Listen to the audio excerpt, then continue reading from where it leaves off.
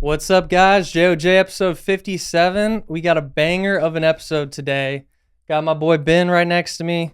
Special guest Jackson Hall over there. Jackson just wrote this book last year, Path to Self-Discovery, Reflections on Navigating Existential Crisis, Finding Clarity, Balance, and Renewal. Just finished this book. Guys, go on Amazon, pick it up. $10, but it's worth way more than that. So many freaking valuable things in here, man. Like I told you, I overlaid my own life over it, and it was crazy. But Jackson, you got your own podcast too, Live Thrivingly podcast. Yes, yeah. And thanks for being on, man. We appreciate you coming on. Yeah, man. Thanks for the invitation. Really happy to be here. Actually, yeah, I had been, I forget exactly what episode, but we recorded. It was an one or episode, two, yeah. I think. I think it was like the second one. It yeah, was, so it was a lot of fun. Yeah, I listened to it yesterday, and I think he was watching it. I was today. listening to it earlier. Yeah. I think like October 22. Yeah. And it's funny just even going back and listening, because even when you sent me the preface for his book, Yeah. and something you mentioned in the book was like something I wrote a chapter ago has already evolved into something differently. And I listened to the podcast that we talked about. I was like, man, a lot of the shit that we said has now evolved in like so many different forms. So we got a lot to talk about today. But yeah, man, thank you for being here. Super grateful for your transformation, and it's going to be a good one. It's going to be a good podcast. We don't normally do this, but we got you gifts. We got you some beef tallow, some raw honey, man. Yeah. Man, I appreciate it. So it's our admiration for you coming on, brother. So some regenerative beef tallow. It's a great idea. Some honey straight to the dome. No seed oils, baby. No seed Get them oils. out of here. Yes. So just a little intro on Jackson. So he's traveled the world, man. So we got Guatemala, we got freaking Costa Rica, Andes in Peru, New Zealand. I mean, you traveled the world, right? So we're talking about psychedelics, toad venom, mother ayahuasca, shrooms, escaping the grip of drugs, sex, and alcohol. It's going to be a rated R podcast, fellas. It's going to be good. Rewilding, y'all don't know what that is, but Jackson's going to define that. Staying grounded, recalibration techniques, and sacred rest. So I feel like we should just do it like a story. Is that cool? Absolutely. So kind of like maybe we could start like high school, college. Yeah, because we did grow up together. You know, we went Absolutely. to high school and junior high together. So, you know, we've known you, or at least I don't know if you really knew him back in the day as much, but Not I've known you since a necessarily. little boy. Yeah, so yeah, we can definitely start there, and then here in a little bit when we get to a certain aspect, I'll pop open my little gift for us as well. Oh, shoot. We'll do it sooner than later, but yeah, I'll kind of cover the younger years. Me and Ben did grow up. I think the first time I had met Ben was like we were playing football at Bowles Junior High. Yeah, or together. either like Arlington Optimist. Yes, Titans. Yeah. Yeah. We That's were way rivals. back. We were rivals. We were rivals in Pee Wee football. Yeah. And we had that like English pre-P class or something together. Actually, a writing class, which is crazy. You know, Interesting. seeing Okay. how that's evolved now to Yeah. being able to write a book and Wow. how far that has come. But growing up, you know, very blessed childhood. In many ways, I talk about in the book. Like, really felt like the majority of my life has been smooth sailing. Yeah. Which for better or worse sometimes, you know, leads to problems ultimately. You know, they say like sometimes people that have a lot, you know, it can leave you very disconnected and in a little Yes. bit, you know, kind Sure. of in a different place in society, kind of with a lot of expectations and a lot of pressures on you. I know I Mhm. spoke about those in the book and really Yeah. feeling how those came on as I went through college and came into adulthood of, you know, what was expected for me in my career and my family business and stuff like that. Yeah. But to go back to high school, man, you know, I think we can all resonate with this in some way. It's just like, I wanted to be popular. I wanted to be Yeah. a cool kid. Like I didn't want to be bullied for, you know, not like doing certain things that other kids were doing. So the social influence was definitely pretty heavy on me. Mhm. Luckily I had a lot of friends and that was nice, but I was like continuing to try to earn friends. I was also a little bit of a people pleaser for a while. Mhm. But yeah, I just started partying. I think it was around like sophomore year. Yeah. And I remember like someone telling me, they were like, man, like if you don't have sex with a girl by the time you're like 16, you know, you're not cool. So like, you know, that became kind of a pressure. That became kind of a goal of like, okay, how am I gonna do this for better or worse? But yeah, you know, just kind of got introduced to alcohol, got introduced to weed, and you know, it was a lot of fun times. I was actually fishing competitively in high school. I forgot you did that. Yeah, you were a freaking baller, huntsman, and just outdoorsman in general. Yes. You guys were killing it. I kind of talk about it in my final chapter of the book, Rewilding, and in how much of an impact like the outdoors had on me as a child, and kind of how I got away from that in a way, but then I came back around to it in the final stage of kind of like my spiritual journey. But yeah, so did the high school fishing deal. That was super fun, but it also gave us a lot of time. Like me and my partner, Josh Soroka, he's like a brother to me. Y'all both know him. Yeah. We would just, you know, get Friday off of school to go pre-fish before tournaments, or even sometimes the week before. We would have like a day or two off from school. We'd have a 4-day weekend, and we'd literally load up with buddies, and like my mom would rent a cabin, and we would just go like drink and just like have a good time, be on the lake, like just riding around on the lake alone, like it's a high schooler's dream. I mean, that's my dream right now. I want to be honest. Yeah. So but definitely, you know, in the times, especially like my first encounters like with smoking weed, I'm not a huge like advocate for it now. Just it doesn't work for me. I think that it's a great like plant medicine for a lot of people. I just personally would rather use other plant medicines. I'm the same way. I kind of stopped last September, and it was getting to a point where it wasn't effective for me. It was giving me the anxiety. Exactly. That's what it did for me. But in those times, it definitely kind of opened my mind up to viewing the water in different ways, like in fishing, and definitely like broadened my taste in music and things like that. So that was like kind of my first times of like, oh, like, you know, psychedelics and their effects, until I got into some other ones later on. But you sometimes forget about, you know, weed really and its psychoactive properties, but it was a big one for sure that influenced me at a young age. And me and a lot of my buddies would sit around, and my fishing buddies, and just talk about like different patterns and different like behaviors and things of the fish that we were like trying to catch, right? Because the ultimate goal is like how to catch more fish, how to catch bigger fish, win tournaments, and keep that up consistently. Me and my partner were actually able to, Josh Soroka, we were able to pull out like Angler of the Year trophy our senior year. And I think we got a top 5 in the state tournament. So it was fun.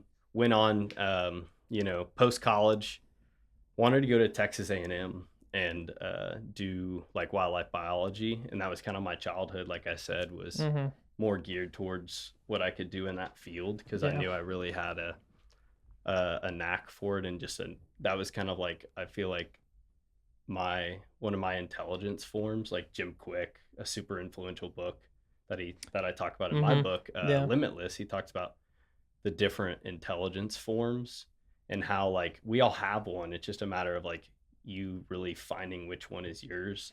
And I think that like the natural intelligence really resonates with me, because I was like, feel like I've always been able to like look into nature and understand like animals and behaviors and ecosystems.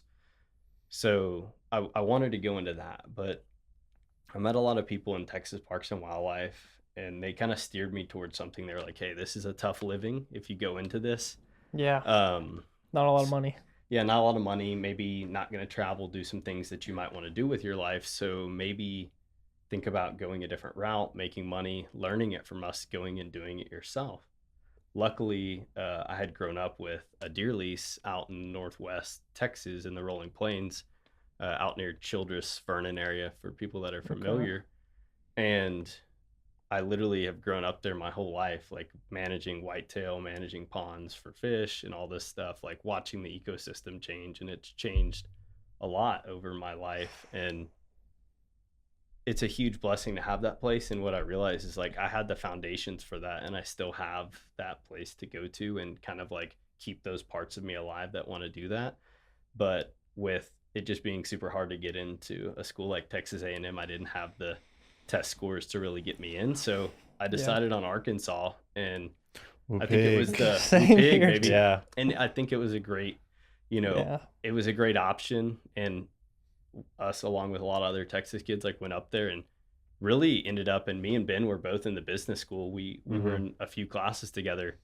You know, we'll get to some of the fun that I had in college too. But like the business side, like once I got later in school, I was like, wow, like this was a really solid education. A ton of the professors were super cool and had like real businesses going on. So I feel like I got a lot as far as business acumen goes, and kind of, you know, was able to go that path and find ways to come back and connect to some passions of mine through this whole process kind of post college, which we'll get into. That's super interesting. I mean, I kind of want to go back a little bit to like fitting in high school. Yeah. Like being cool, social credit and all this stuff, like having followers, taking pictures with girls, you know, like I fell into that too.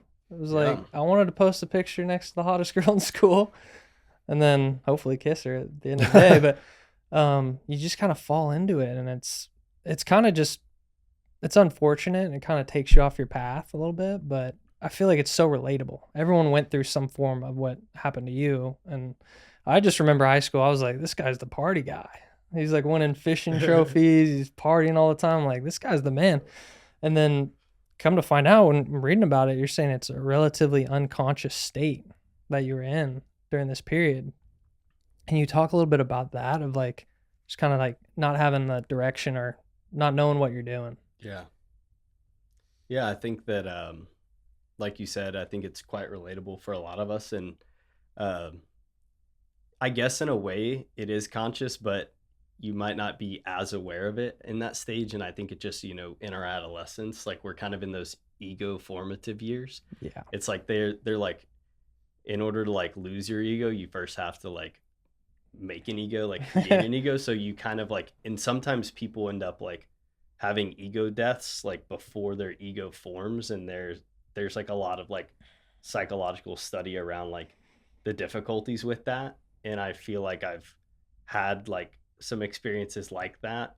And I either, you know, I think I had plenty of an ego formed, but I could see how if that happens to someone before they do have an ego formed, like how much more lost they could be. Like I got lost, 100%. but at the same time, like I did definitely form, you know, a pretty good understanding of myself, at least as who I wanted to be in that time of my life, which was kind of this fishing guy party. Like, but like you said, you know, and social media had a huge influence on that, because we were really like kind of in that pioneer stage of, I think Instagram came out in like 2010, 2011. Facebook was really active. It was a lot of, you know, those rate date hates, the TV. You're always like, like, you know, for a TBH. Yes. Yeah, you're gauging just what other people think about you, and kind of what you mentioned, you know, it's a rite of passage, I think, that everyone has to go through, you know, where you find yourself on the social pecking order. If, you know, you're hanging out with the athletes and the jocks, or the band hall, you know, with the kids wearing the tails, and, you know, it's, but that's, you know, that's just the reality of life. And, yeah, it's a challenging path to navigate, but at some point, kind of what you mentioned, like you're going to find it and you're going to develop that ego, and, you know, whether or not that's something sustainable, or you have that death that you kind of need to transform into something else greater. But yeah, I don't know if we really spent so much time in high school together, because I didn't party in high school at all. And I had a lot of friends that partied, and I knew it was like, hey, we're going to J Halls tonight. And it was like, that's just kind of what it was in high school. So you were, you know, not that it's like any validation, but you were kind of that guy in high school. It's like you know, Jackson Hall's doing everything. He's partying, he's hunting, he's doing all these things. He's cool. So you had that. I mean, that's kind of, I think, what a lot of people thought about you. I think also there's a point there where it's like, from the outside looking in, it looks like everything's great, but even you admit like you were kind of, you know, lost in a way. And I feel like that's the case with a lot of people. Yeah.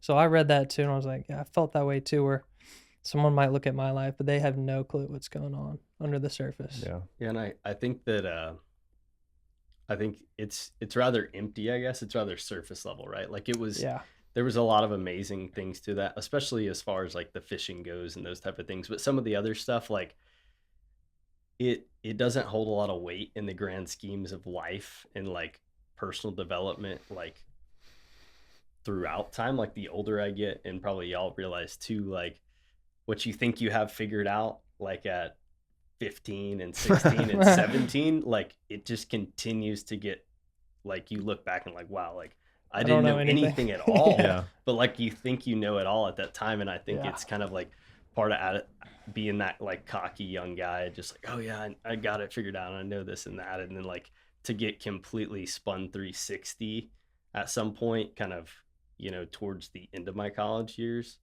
into what started this path of self-discovery was like to just get flipped on my head and be like, I don't have anything figured out at all. Jeez. And to kind of rewrite who I wanted to be, and like really try to find who I was authentically outside of the lens of like what I had created myself to be through social influence and who I thought I was. Yeah. So go to Arkansas, graduate high school 2017, 2018, enroll at Fayetteville, and you joined a fraternity. And, you know, I think a lot of people have their own beliefs of what happens in fraternity halls and kind of what being a part of Greek life is. And that was something that both me and Jack did not do. And so kind of walk us through, like, you know, you're going to school, you're finding a brotherhood of guys that you can kind of go through this 4-year journey with. You know, what did that kind of look like, and the decision making behind choosing these people and choosing that route? Yeah, definitely. I had grown up with, my father was a FIDEL at UTA, just right down the road from here, University of Texas at Arlington. So I had seen the fraternal bond he had. He's got a lot of great friends throughout his life. It was a great networking opportunity for him as well. He still does business with a ton of these guys locally. So I could see how that could potentially really help me from a networking standpoint. And it also just looked like a lot of fun. Yeah. Like, and at the end of the day, you know, my dad would throw like annual parties at our property just down the road from here. And I could see how all these guys would come back annually and just like kind of rehash the path and just kind of talk about stories and stuff. And it just seemed like a community and kind of a brotherhood that I wanted to be a part of.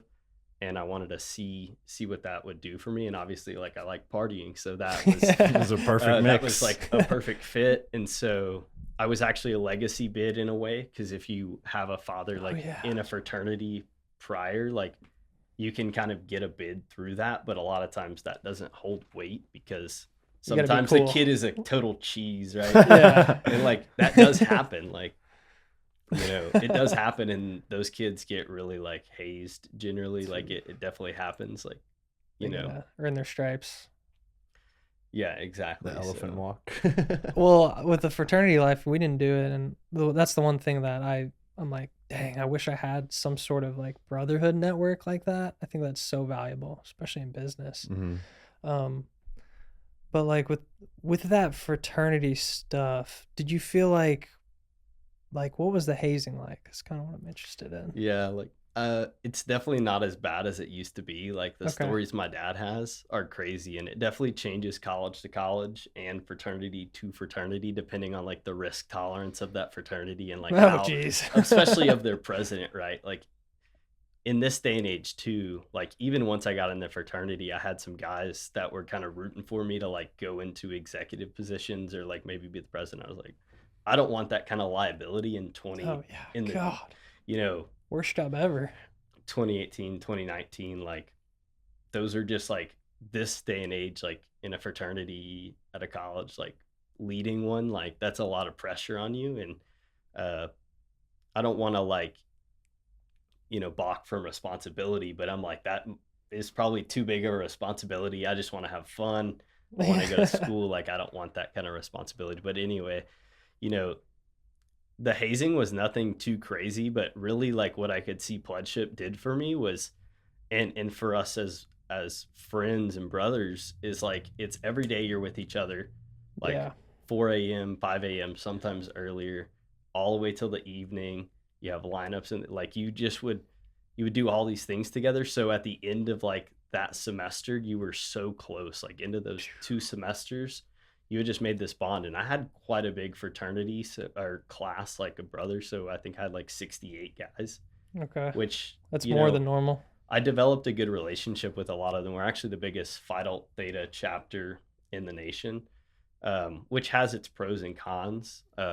Whereas like Josh Soroka, he's an SAE down at Texas State, and I think he had around 30. They're all much closer because, Mm, I mean, 68, that it's a makes lot, sense. right? And we had a mix. We had the guys that were always like, Bible studying, doing that kind of stuff. Then we had your guys way over here that were literally just like drugs, drinking 24/7. And then That's there was crazy. like in-betweeners, right? And then when I moved in the house sophomore year, I had a room about, maybe the size, like two of this right here. And we had built a stage that was like probably like 10 feet, and it was probably about this high like up. one of those wood tables Yes. that, when the party time happens, get the Yes. girls on the table. Yeah. Did you ever come by that? I definitely came by. Yes. a few. Yeah. We Definitely. were, Yeah. we were drinking. Yeah, because we would sign it, and I remember Yeah. I would come with Seth, Yep. and we would bring our backpack, full of Coors Light, and Yep. we'd be in there partying, and because you didn't want to ask a fraternity guy to drink his beer. It's, if you're an outsider, it's Yes, definitely, it it's is very different. exclusive, and it's hard to get into these places. You got to know someone to get in, and yeah, so we'd walk down from our freshman dorm with our backpack full of beers, and Yeah. we'd go party, and your feet would be sticky, Oh, and it would it's so just be like, nasty. and then I'd ask myself sometimes, I'm like, how could someone sleep in here? Like, how could someone, like, if you didn't want to engage in this, like, you don't really have another option. You are going to have to engage in this. It was so Yeah. gross. And Yeah. that room, like that we got, was known. It's like historical big party room. So we had 3 bunks like stacked up in the corner with like flags, right? And like That that room might barstool get- flag on the door or something. We had like sorority flags around the whole thing. We had like 55 feet of LEDs and a huge Harbinger speaker and like this little thing that would go with the lights. So it was like living in a club all the time. jeez. Like Thursday, Friday, Saturday night, like you didn't really want to stay there. No. And I got in my bed one time and like there was just like a beer spill and there was like a wad of gum like this big that someone like put in there. It's like, people just help yourself. You'd have to lock your stuff because at game Yeah. days, Oh, yeah. we always had a shitty start time too because we It was sucked. 11 So- a.m. Yeah. So it was like people were showing up at the house at like 9, ready to, You're, like, I'm just like waking up. up and like walking around. There's parents walking around, like you're just like wandering around, like Mm. hungover from the night before, like one eye open in your boxers, and there's like a mom right there. And you're like, whoa, She hands you a bush light, and it's time to go. it's glass everywhere. Boing. But So you didn't really have privacy. no, not in the No fraternity privacy house there. for sure. Was Yeah. it like, okay, so you see like movies with the fraternities, it's like you walk in and it's just like cocaine's on the table, like guys are just doing bong hits, beer kegs. Is it like that, or is that downstairs? It's a little more controlled in this because it was on, it's on the property. Like Yeah. whereas some of these old fraternity like movies are Yeah. off site, like they have a house, right? Oh. Like Animal House. So Yeah, we're yeah, actually on campus. yeah. Okay. Razorback things Road, definitely right? Got on. Yes. Yeah, right there by Razorback the Road, stadium. yeah. So, we're on campus, so it's a little tamer, but a lot of that still went on. It was just a matter of which room were you in, That's got to be the ultimate like test too. It's like the biggest guy in the fraternity is like, "Hey, bro, get down there, snort that line." And I mean, what are you before gonna do? Are They you tape gonna- some beers to your hands, and It's Yeah. a lot of pressure, I bet, Yeah. to involve yourself with all the things that everyone's doing. It's cool, and these are the successful guys. Somewhat, Yeah. yeah. But yeah, no, it was super, the group of guys that I had, a lot of great friends from it. Talked to some of them, don't talk to some of them anymore, but such a massive difference between, 68 guys. Like you got guys way That's a over good here, point. way over here. I was always kind of in between, Yeah. hanging out with both groups. But yeah, hanging out with both groups had its pros and cons. Like, but the fraternity life was fun, and I'm glad I did it. But at some point, and I talk about it in the book, it was around my junior year, moved out of the house sophomore year. It just was like, am I going to keep this up? Like I Yeah. could see where like I could keep this up for my whole life. And I'm like, do I really want to continue to just be that guy and live in that way? Or like, have I Mhm. been there, done that? And that's kind of, I guess, where you could say from a psychological perspective, maybe my ego had developed to the point through high school and college to be like, I've kind of been there and done that. I also had a hunting and fishing outdoors account with Josh in which was high huge. school, which got to like 80,000. Yeah, it was huge. So like we had social validation through that as well, and For thousands sure. of followers. So I was kind of like, well, I did that and I did this and I've kind of had all that, and I still at some point hit an empty point of like, who am I? What am I doing? Like, what does all this mean? And so that really kind of began the journey of me kind of seeking something more authentic and more genuine, something more sustainable that would last me throughout my life. You mentioned it in the book, and we don't have to go into it if you don't want to, but you know, it was like the breakup. Are you comfortable talking about that? Yeah, absolutely. Yeah, so it was kind of a big moment, like you said, in your life, where it was like you were the big man on campus, and you know, all these opportunities came to you. So you had a girlfriend, and you know, margarita or two here and there, and it's like, and it's understandable, but and then like, I guess if you wanted to talk about like that anxiety that built up from kind of holding it in versus telling the truth. Yeah, so what Jack is exactly speaking to is I was very honest and kind of upfront about it in my book of like, just, you know, not being the most loyal to this girl that I really liked and had, you know, I actually was really scared about writing that in the book. And I also just kind of like, in general, almost felt a little bit less of a man for saying that, because I know like a lot of guys in relationships and or like in married relationships, right? Like they might not ever want to admit that to their partner or themselves. But like that was a big step for me to do that. And I just felt like it was the right thing, just because I knew it didn't align with my heart and who I really felt like I was deep down. It was a decision made under the influence, but also when I was at that time, like I didn't have any self-control. And that's really like in reflection. The biggest part of that was like I was chasing highs too much. So the high of like this other, you know, girl like coming on to me was just I couldn't resist, you know. So I mean, you're a human being. We're all human beings, and we all make mistakes too. So you talk about it in the book. It's like you gotta give yourself some grace sometimes. Absolutely. And so I think that's important. But yeah, it was like, I think what you said too was I kind of disagree with that. I feel like you're more of a man that you admitted it to her and you told the truth instead of, you know, holding it in for the rest of your life. I don't know if you could do that. I think it would eat me up if I had to hold something in. No, absolutely. Yeah. So I would just be like, done. And to that point, I was like, I talk about in the book, I was just like eaten up with anxiety, and I had like this out of body kind of like anxiety attack, like out in West Texas at our deer lease. Yeah. I was in this like pop-up tent. It was like 98 degrees outside. It was like a sauna. Jeez. And I was just like tweaking out, and all of a sudden like my vision went blurry, and I had to like lay down, and I was like, luckily I had kind of started like dabbling in just kind of like understanding like different practices, had practiced little yoga, etc. Because you know, this was on the onset of COVID-19 too. This is kind of the summer of COVID or this would have been the fall of COVID, the first fall of COVID. So like, was that 2019? 2019, fall of 2019. Right before it went crazy. Yeah. Fall of 2020. Because did you graduate in December or you graduated in May? May 21. Okay, yeah, so it was December, or it was fall, you're right. I graduated in December.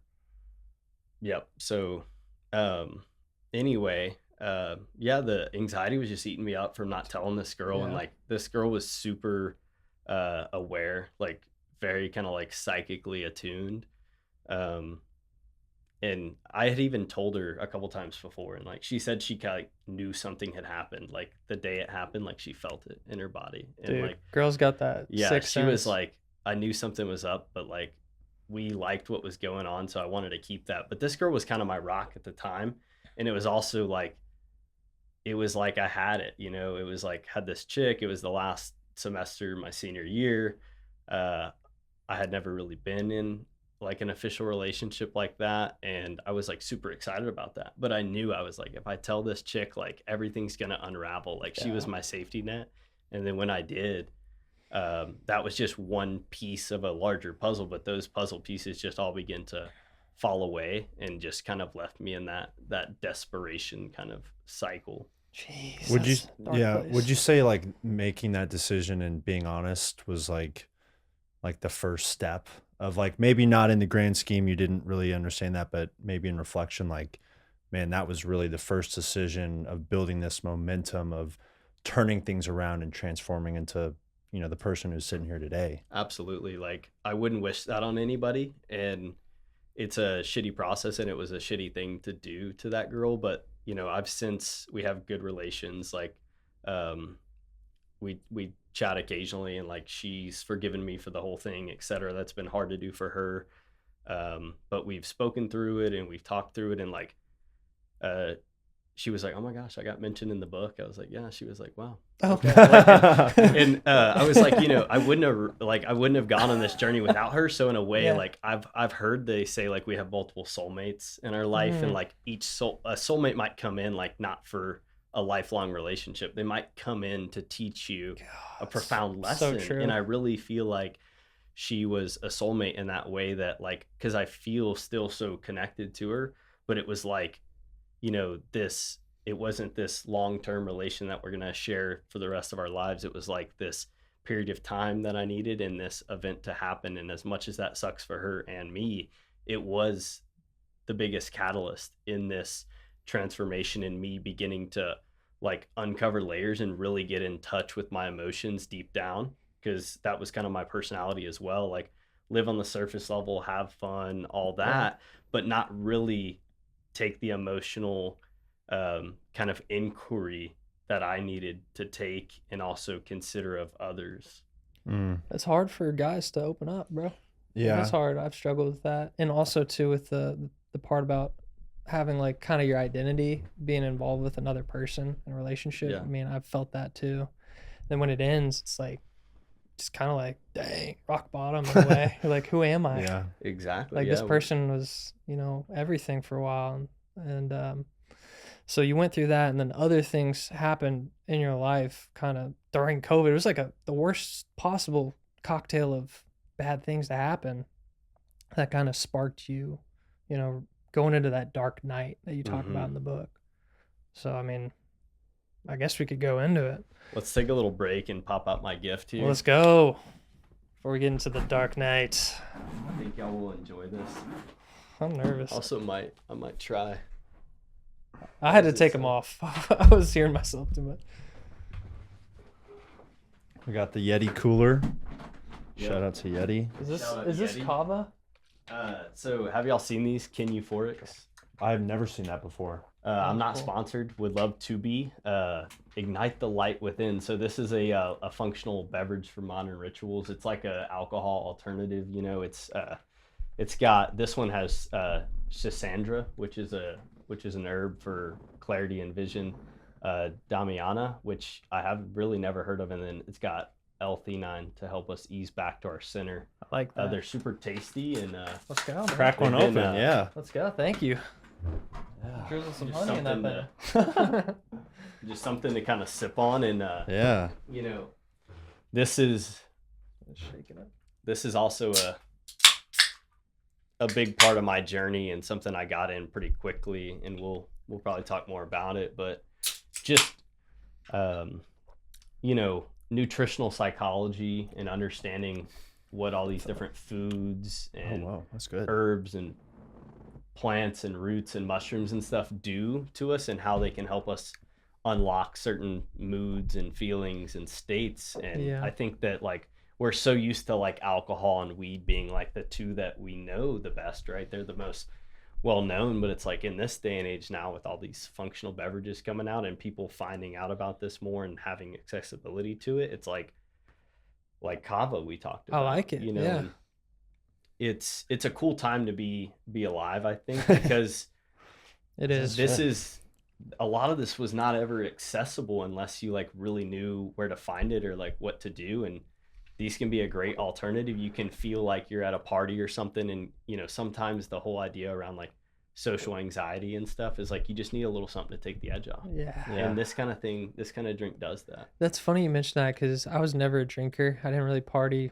anything really till college, but shout out to Kyle Lewis. He taught me this trick. He's like, you just go to a party, fill up a cup, put Sprite in it, and ice, and people don't even second guess like that you're not drinking. It's kind of like Love a it. sneak attack. Because it is definitely more, when someone's like, oh, you're not drinking, and then they don't lay off. And I feel like that usually ends up creating Peer pressure. more pressure on yourself to Yeah. perform or become something you're not. These have shrooms in them? Do they? I don't know. I don't think so. I see GABA on here. That sounds good. 5-HTP. I do take theanine quite It's got often. white button mushroom. Oh. You take which one? L-theanine, yeah. Put it in my coffee. I'll take it before bed too. Seems to help, but Yes. Kin Euphorics. Go ahead and sponsor Jackson Hall. Come on now. I would love it. Yeah, they're super, super tasty. And yeah, I just wanted to bring some of those to refresh us here. So thank you, brother. Also, you talked about like food and nutritional psychology. We're gonna get into the cacao. I'm really interested in how you learned about that. But let's start about the dark night and kind of what happened and kind of go into this dark night and where you were at physically, because you talked about in the book depersonalization. Can you kind of explain what that is? So, as we were talking about, this kind of plethora of things happens to me. The breakup, end up kind of hearing my parents are going to get a divorce. That was actually kind of obviously telling this girl was a good thing, and I felt better for it, but I began to really spiral out. And then kind of hearing that about my parents, I kind of knew it was coming, but that also kind of continued to spiral out. It was like all the things that were once familiar in my life all of a sudden became unfamiliar really quick. My grandpa passed away, lost my dog. And so all these things, and then COVID-19 in general was just kind of like a self-discovery for all of us, kind of prompted kind of like rethink 100%. what was known to us, right? Yeah. Like really put us face to face with what we thought, was true. And so I know we all, that was we a all red shared pill in that moment. too. Yes, it was. And that really was also like, what is health really about, and what is health care, and what is like personal health care. And so all that was a catalyst at certain moments. And I had done some psychedelics previously that also kind of prompted and began to prime my mind to think in a new way of like, I just started getting little content bits, and I was like, okay, like this is starting to make sense more. And I never really looked into that. But anyway, super lucky to have like the modern internet and everything and all the resources we have, like in this day and age, like Yes. to have something like this happen to you, like it did me, like in this time, at least I could track down the source a little better. It still took time, but I went to psychologists and stuff because I began to feel depressed. I felt unhappy. I felt very numb and just cut off to reality, right? I just felt very lost. But I went and talked to some psychiatrists, and they're like, you're not necessarily like clinically depressed, but like you definitely a lot's going on in your life, and that might make you kind of feel that way. But they're like, you're not a textbook patient that I would give pills. And we'll get to that in a second, and I didn't really want to go that route. But the dark night of the soul is a term I came across online, kind of describing the process of what one might call like existential crisis, existential depression. It's just kind of this term that's been around for a long time to kind of talk about the harrowing journey that our soul goes on when we kind of, are up, I guess, for a transformation on the soul level from who we thought we were to really who we are. It's a cracking open of the egg and, the rebirth process. So, but to take a step back and hit on the depersonalization aspect, the physical kind of place I was in at this time, I don't know exactly what spurred it, but as I reflect back and kind of understand the nervous system more now, I was super dysregulated on a nervous system level. And so like caffeine was like making me super jittery and kind of like just had me a little bit ungrounded, right? I was very ungrounded. I just didn't, and I think that like I thought maybe it was from psychedelics, and I think weed had a little bit of an influence on this because I had a couple amazing trips with LSD, but then when I ended up like smoking after my last trip with LSD, like I started to just like disassociate from my body, and I felt like I was like viewing myself in third person for like multiple days at a time. Like I was like out of my body and like I was so scared because I was like, what if I'm stuck like this? Oh, jeez. Like, so it's like this sensation that you feel like you're out of your skin and you're not grounded. And from like a chakra perspective, if you're familiar, we have these 7 main energy centers, the 7 chakras from the top of our head to the base of our spine. They talk about like, you know, if these are inactive or overactive or just kind of off alignment, that sometimes this can also cause certain like depersonalization, and specifically around the root chakra, our survival center. When people experience traumas and stuff, this happens to them sometimes too, where in a way you kind of like come out of your body because your soul, like your spirit, does not feel safe like to inhabit your physical. So deep. Some people will could spend their whole life, if they had a trauma very young, like almost disassociated. So they call it like disassociation or depersonalization, derealization, but there's this disassociative aspect of it. Some people like this actually, you know, and some people search like for substances and things that give them that disassociative feel, because they may identify their body as like a place of pain and a place of like they don't want to inhabit, right? There's a lot of people out there, sad to say, but they don't want to be on the planet. They don't want to be on the earth. They'd rather escape their body in their pain. But I just was like freaking out because I liked my body and I liked my life. And all of a sudden, you know, I'm having this depersonalization. I'm like, am I ever going to get back into feeling again? And like, just super weird. And that's when I got into yoga and meditation, also got into cold therapy and breath work.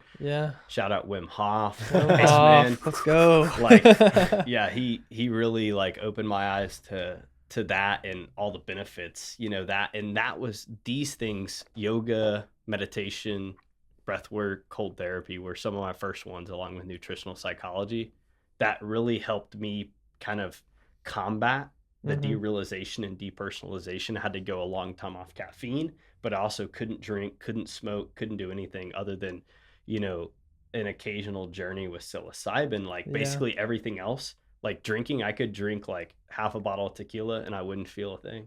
I was just like, it was so weird.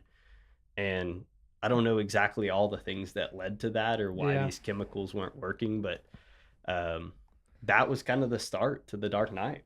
I mean, that's crazy. First of all, like that moment where you have the derealization or depersonalization, then you kind of are like in your own mind of like, how do I tell someone about this? And then like opening up about your feelings, like as a man, that's difficult in general.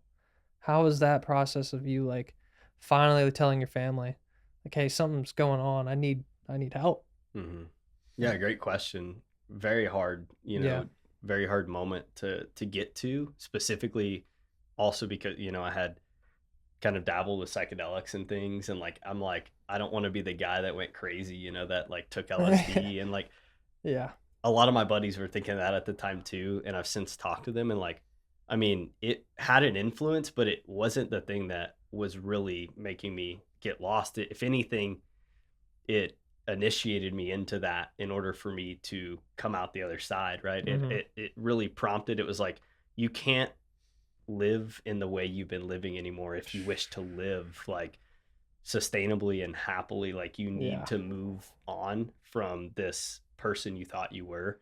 So it's kind of like, you know, kicking me out the door, being like, you need to look into this stuff. You need to look inward. You need to get to know your real self and not just be this little ego like shell that you were. And so in a way, like, and I think you probably know individuals that have done psychedelics and have had challenging times after integrating. And I think really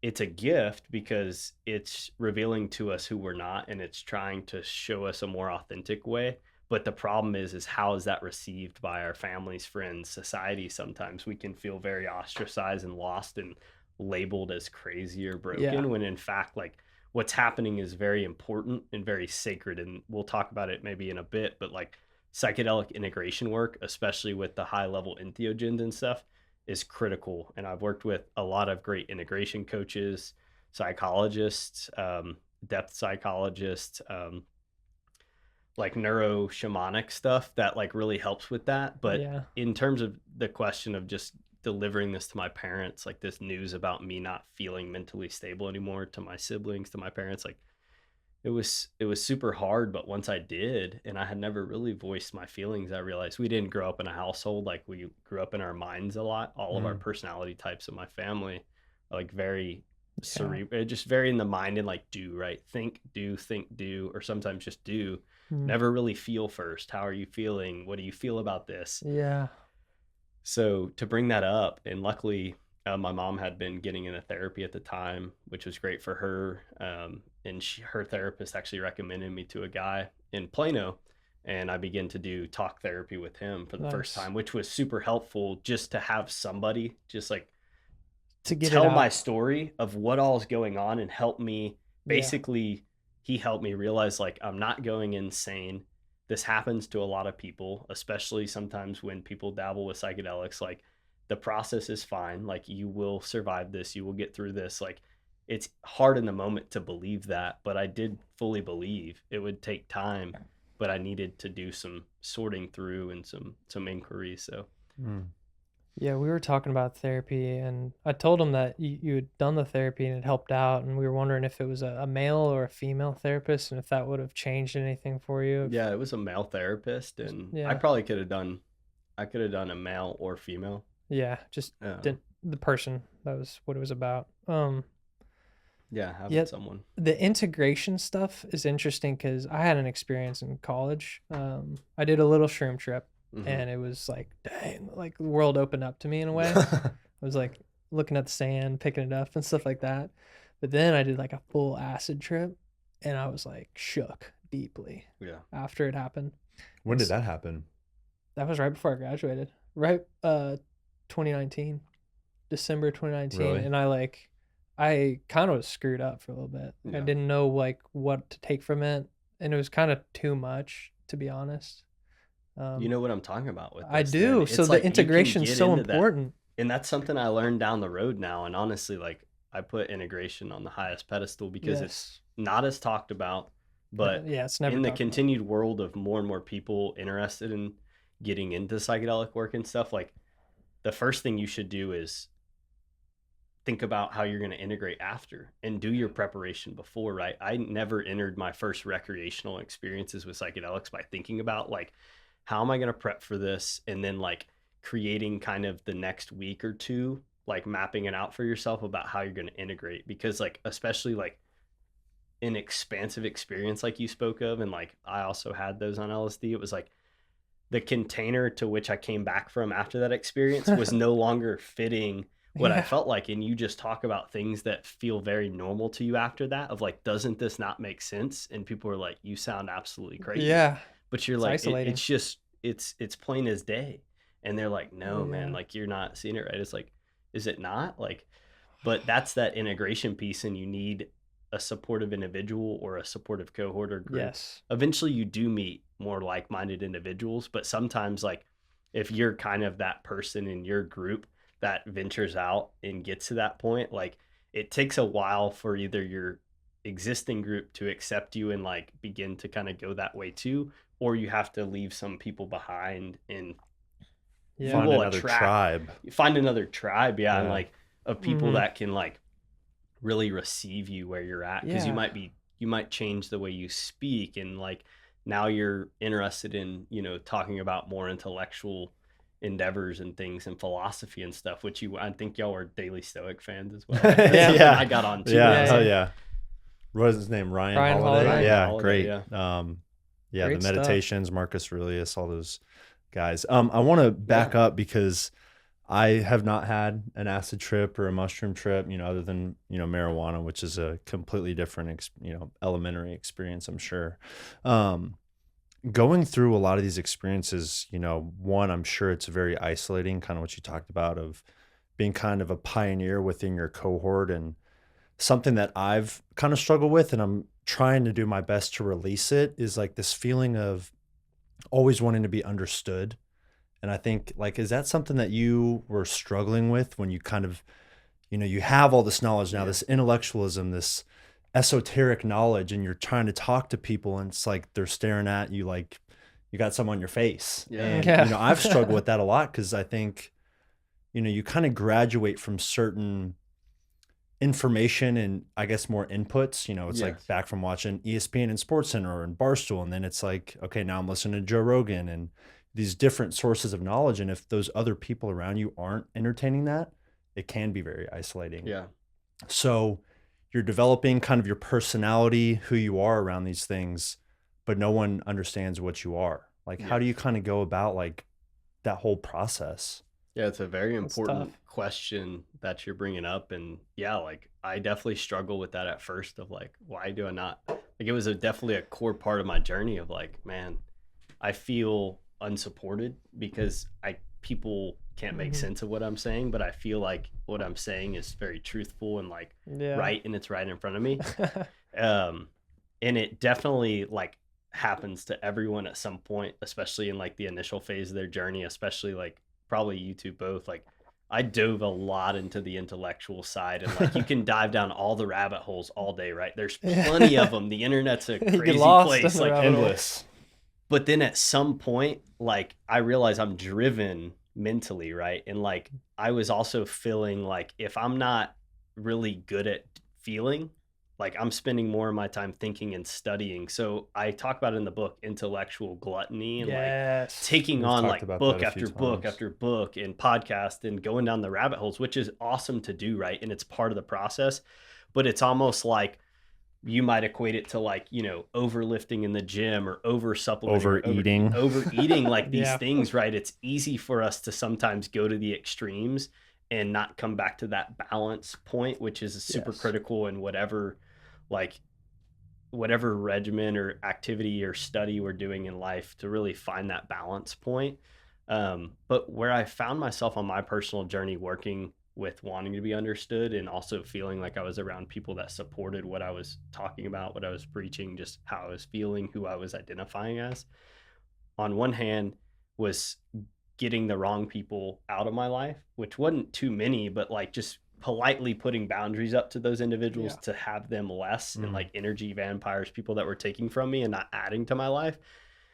Spending more time with the individuals I identified as individuals like y'all two guys, like that. I would be like, I know we don't get to spend a ton of time together, but it was like, hey, these guys are, moving their lives forward. They've got goals. They're down to talk about deep things. They're down to open up about their emotional life. Like spending more times with those people began to make me, and travel and going to these retreats, like yoga retreats and plant medicines retreats, like really expose me to the people. Yeah. Okay, there is people out here that are not crazy, but we get it.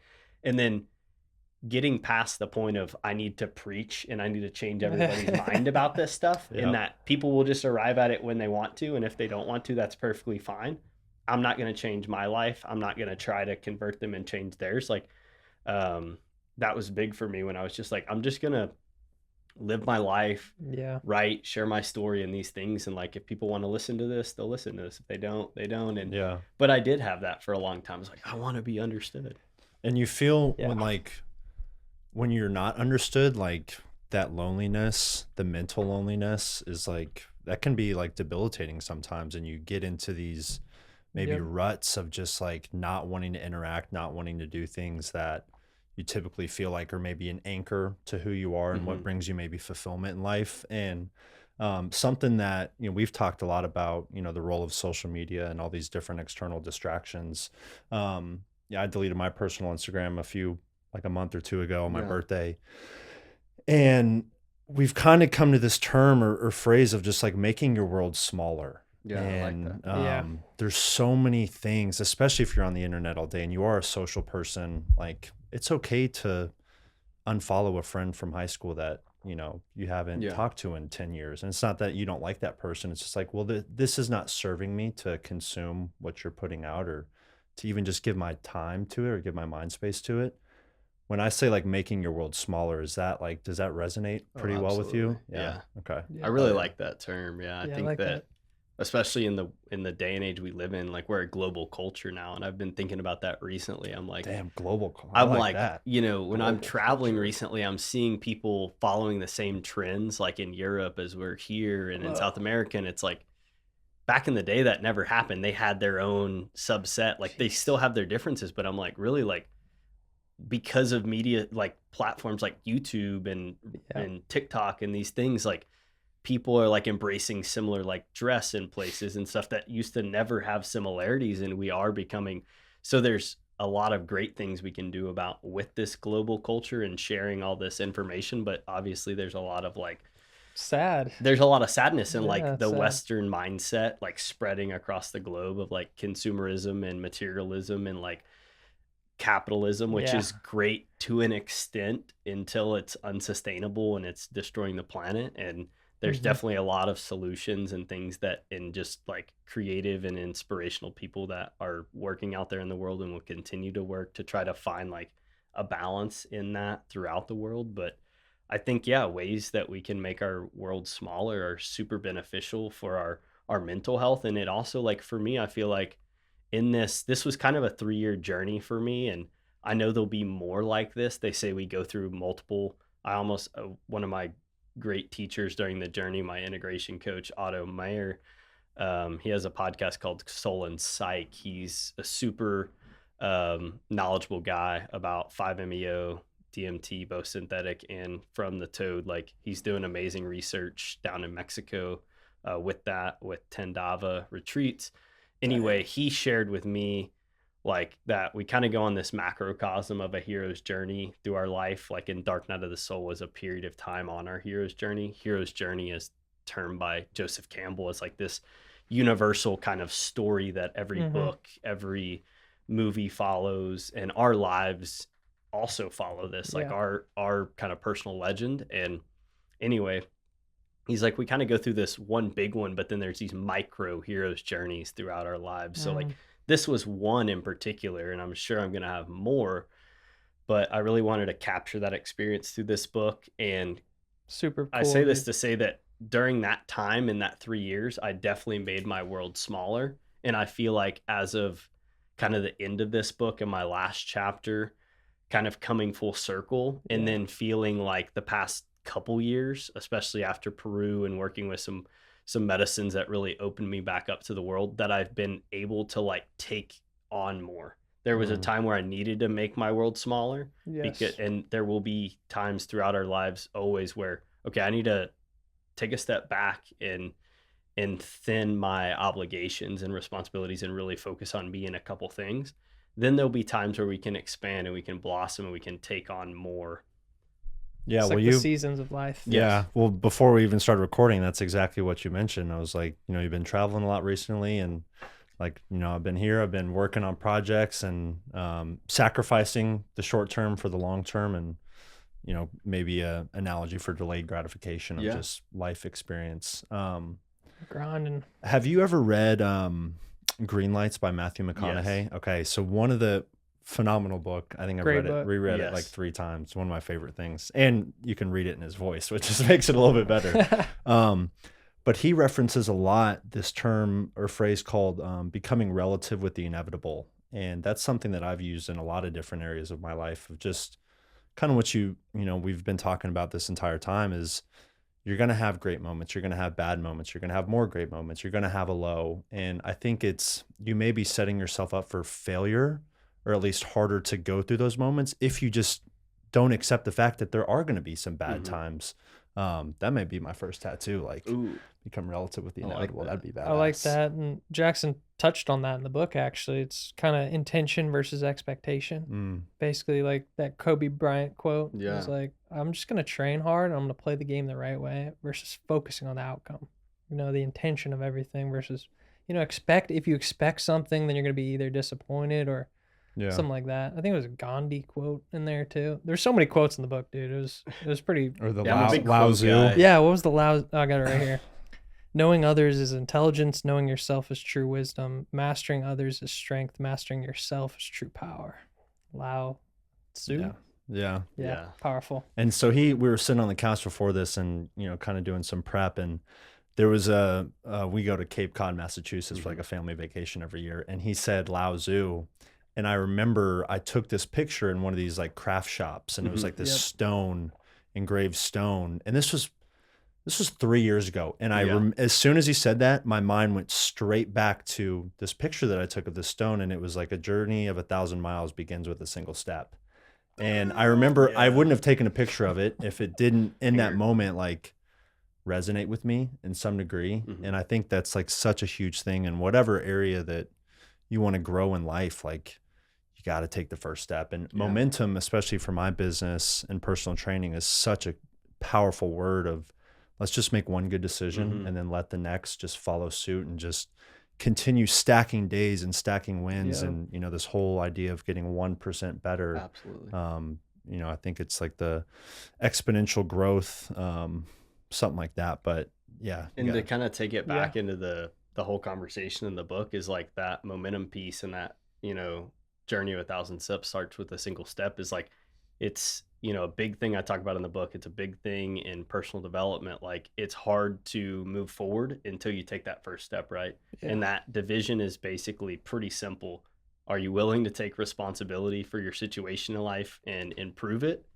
Or are you going to live in victimhood? And it's basically pretty easy. It's, you know, two options here, and it's a lot easier to choose to not take responsibility. But once you do, you got to uphold that responsibility every day. You know, you got to continue to show up, and yes, you need to be graceful with yourself, but don't make it unsustainable from the start either. And I know that's a big thing with like working out and that kind of stuff. It's like people can burn out so quick because they try to take on so much. And I almost did that to myself with this journey I talk about in the book. Threw open hundreds of, like 100 doors of different practices and all this stuff in books. Like I was just drinking it all in. And I talked about at some point, like kind of like taking a step back and being like, okay, quality over quantity, and like find something and do it consistently. And I also realized over the past few years, like I'm not super consistent and I'm not really good at habit. So I've made it a practice to like get good at habit, right? Cause like anyone can pick up any of these things we're talking about. And it's especially important with integration work and psychedelics. Like if you do the psychedelic, like it's not just going to tell you what you need to change in your life. It's going to reveal it to you, but like you have to do the homework. You got to do the assignment. And a lot of times it involves you getting your ass off the couch, getting in the gym, like learning to talk to your partner better, you know, raising your kids in a different way. Like there's all these things like psychedelics in any practice, yoga, going to the gym, strength training, working out, or, you know, cold therapy, any of these practices, like they're great, but they're only as good as your ability to show up to them day in and day out and keep that consistent trail going. That's where you'll really get the change that you're looking for. If you just pick a few things up, there's a lot of people that just like to try things on for a little bit. And they're like, oh, it never worked for me. And it's like, man, you gotta, you just wrote down, never built the momentum. Yeah. And, I did not create this term. It was built from Andy Frisella and First Form. I don't know if you're familiar with them. Big fitness company based out of St. Louis. Andy runs a podcast called Real AF.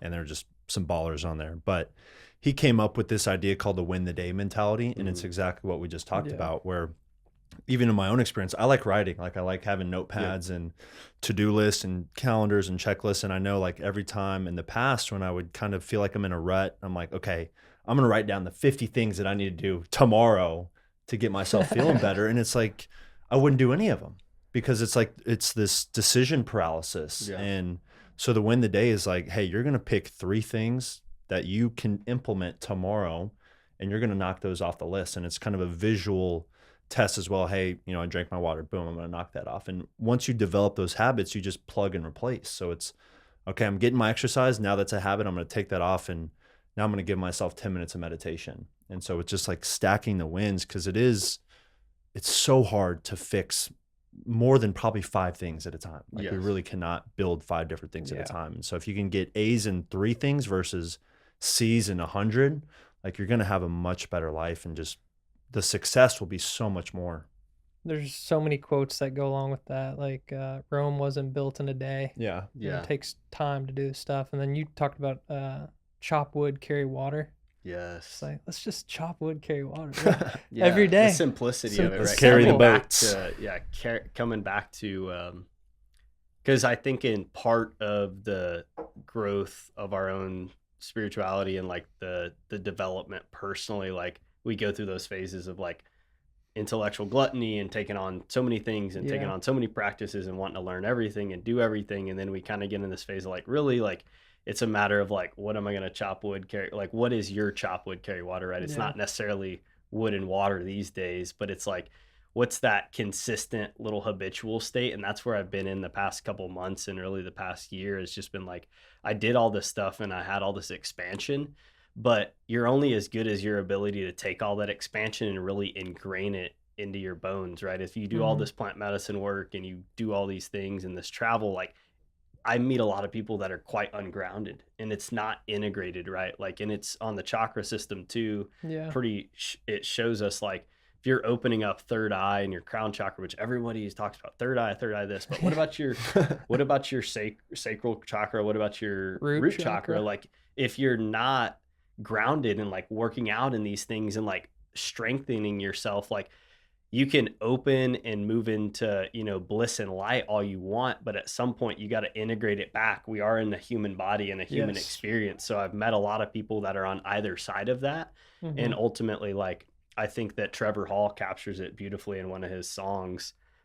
He makes a lot of amazing music throughout the world, and he's gone on his own deep journeys, and it's like, in and through the body. That's the way, like, in and through the body. And a lot of this work I got into originally with like yoga and meditation and a lot of sometimes esoteric practices, they kind of teach like out of the body, right? Into the mind, into the sphere, into the universe, right? And not as much into the body. But I think you have to do both. And then you got to come to an integration point of realizing like how you maintain kind of that, you know, more right brain, but also with the left brain, you know, and that integration right there is like the human experience, being able to really reach into like the ethereal, but also reach down and or grow our roots down. Like, you know, it's just mirrored in a tree, the tree of life, the roots down and the crown to the sky.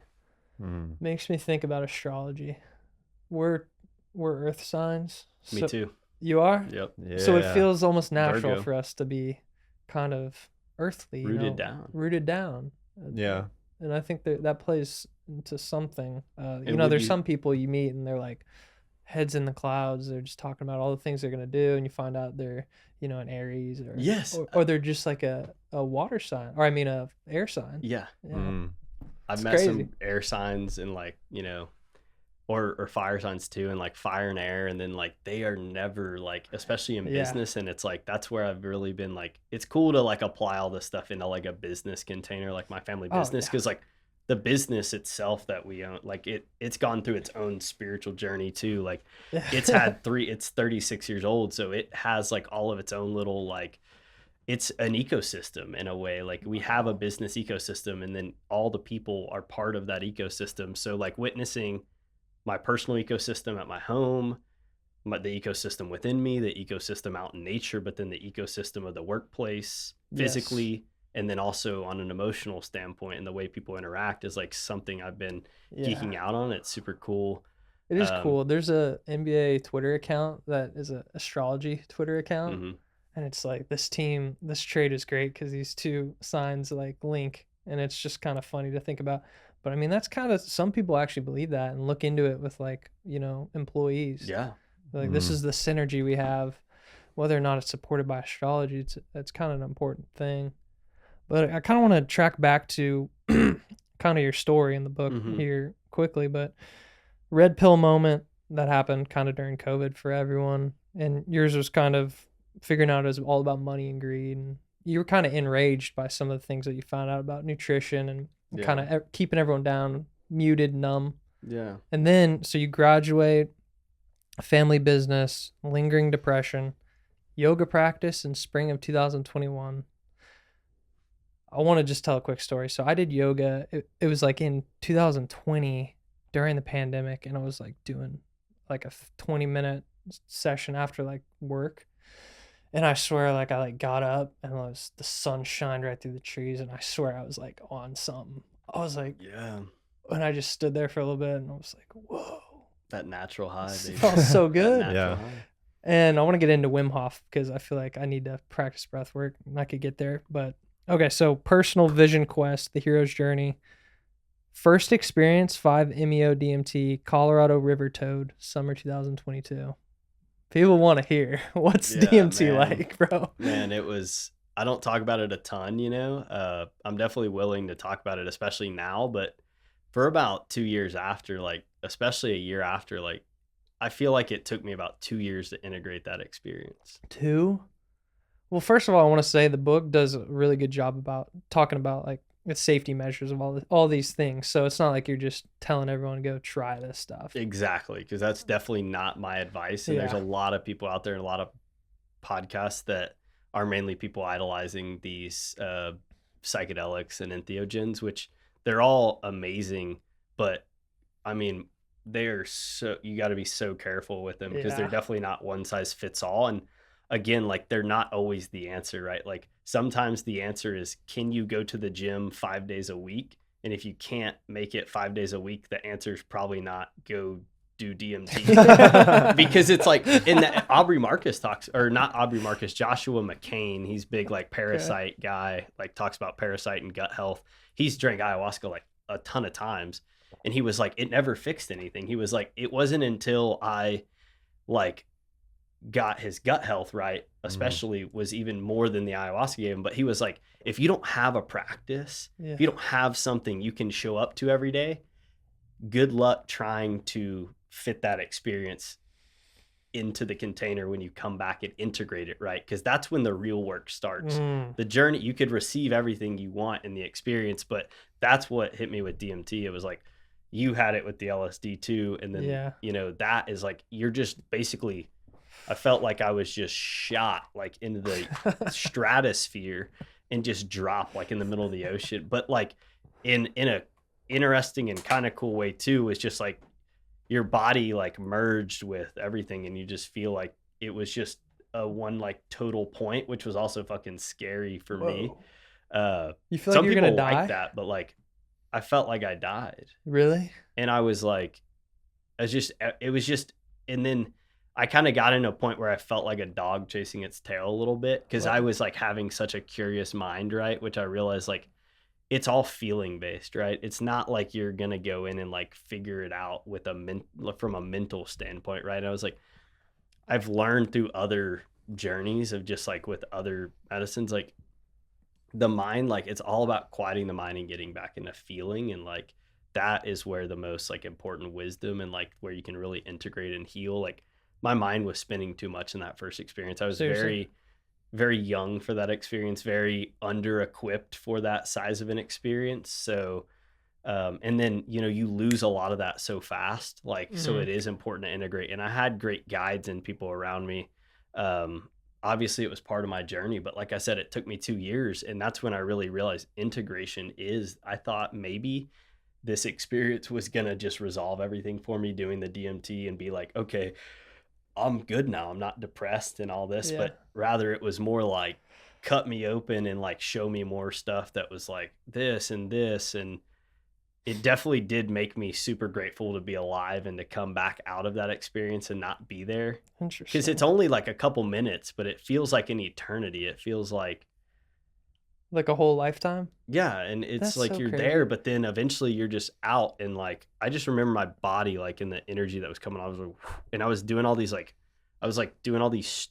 My body was just going through all these like contortions, like in these yoga poses, and it was like the guy that Damn. served it to me.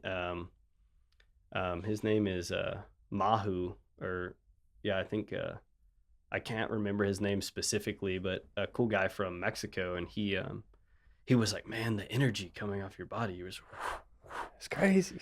but it was an intense experience. And they say about 1 in 10 have like a super intense experience that's kind of traumatic. And mine definitely fell more towards the intense and traumatic. Really? And my integration coach, Otto, who I later found after that through this organization, they're out of Conroe, Texas, Agape Church of Soul, Body, and Mind. Okay. They don't do as many DMT experience, 5-MeO experiences anymore, because they've had some struggles with people having extreme, like hard experiences. I have a podcast with Sergio Sainz, who was him and his wife Raquel. They own Agape Church of Soul, Body, and Mind down in Conroe. It's a, you know, they have all this stuff like basically you're able to do it through like a religious, like kind of sanction type thing. Like, Okay. I don't know the specifics of it, but his podcast's great. He explains a little bit more about some of these different entheogens, but they do ayahuasca ceremonies and stuff there. It's down in Texas. They do San Pedro, Wachuma, which is one of my favorite medicines. In Texas, they do this? Yes, in Texas, like, and they do combo. I've done combo with them multiple times.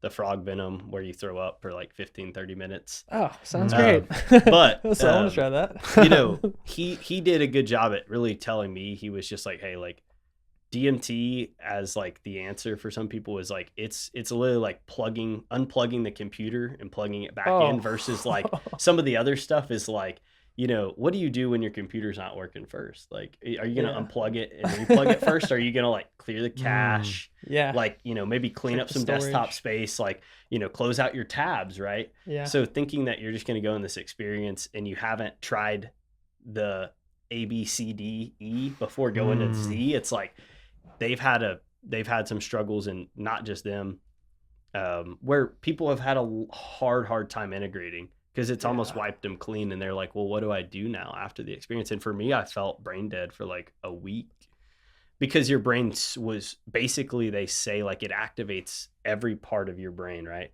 So think about, you're so entropic. You're like incredibly entropic. Your whole brain is alive and firing and basically like in this plastic state. And then you come out of that experience. And so like, think about like when you're working out like a muscle and something like that, like what you feel, like the side effects of that, like you kind of feel that after this experience of like, oh my gosh, like that was so much. Yeah. I can relate to that. Yeah, you know, that like experience, the LSD experience. Kind of put that after, I was like, what the heck's life about? And it's crazy, but so it's toad venom? Yeah, it's on a venom of a Colorado river toad. Actually, the guy that kind of told me about it, and I ran into him at a Central Market, and I'd met him doing some energy work prior. I like the guy, but I mean, his practice really didn't make a big effect on me compared to other stuff. But he was kind of like, man, I think you need to do this. And again, I would back up and say to my past self, like, don't rush into an experience with an entheogen like that. And obviously, like, it's been an amazing medicine for many people throughout time, and it still will be, and it was on my path for a reason. But like, he was like, you know, kind of pushing, like, and if anybody's pushing you to do these, like, definitely be careful about like, are you really ready for it? And is it your decision or someone else? Like, or you do just want to be cool and follow the trends of everybody else doing entheogens, which happens because you kind of feel like you're missing out a little bit. So is it an oral? Is it so you smoke it? Yeah, okay, you smoke it. So it was in this little, like, it was like almost a vape device that had it was like a torch. It's a jewel. And then like you're gonna get this. Then it had like this. It had like this waxy substance, which was the venom. Like, and it was a lot. It was a big hit, and it was like yellow, and it was like down in it. And then like they heat the little glass thing, and then you like you pull it, and then you hold it like, and you're supposed to like 10 seconds in, and then just hold. Oh, geez. And then you just like, then you just fall back and just. So they're like, if you can even go back to like your mindset at this time, like you're there, you've committed to being there, and they're bringing this in front of you, and it's sitting right there in front of you. Are you like, where were you at mentally at that point? Were you afraid? Were you excited? Man, I was pretty scared for sure. Like, I didn't know what was going on, but I had at least found somewhat of a peace in it. And I was just like, you know, just like surrender to the experience and just try this. And like, luckily the people surrounding me, like, it felt like a safe environment, and it was. But I was definitely in over my head because I had also worked a full day, and I left at like 5 p.m. to go to, or I left at like 4 or 3 to go to Houston. Oh, geez. To Conroe, like, and my buddy that I didn't even really know this guy that well drives us down there, and we're just doing it on an afternoon, and we're going to drive back, which would also be part of the reason why like this was probably more traumatic for me. Is like a lot of people take a week-long vacation or like a week-long retreat to sit with DMT once or twice, right? And like every day is about integrating, right? So I literally had a work day, 3 p.m. comes, drive there, brain's already fried. Do it at like 6 p.m., 15 minutes, get in the car, drive back here, walk in my house. My mom and sister are kind of arguing, and I'm just like, I gotta go to bed. And then like for the next like couple nights, like it felt like I'd go back in the experience at night.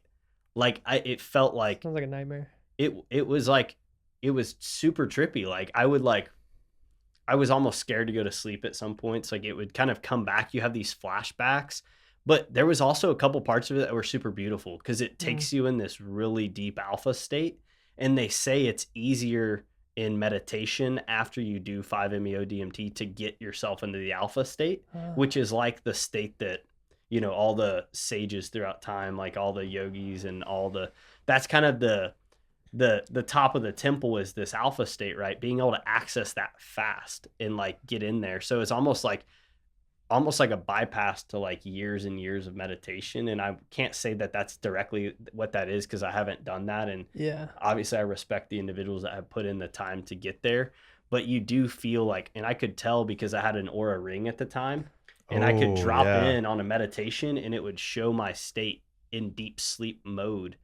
Within like 10 minutes of sitting in meditation, I'd come out, or I was working with my integration coach, and we would do somatic work, and we'd drop in and we'd work on stuff, and I'd show him, I was like, hey, like it showed that I was in deep sleep for the past 45 minutes, but I was conscious that I was in the wild. deep sleep mode.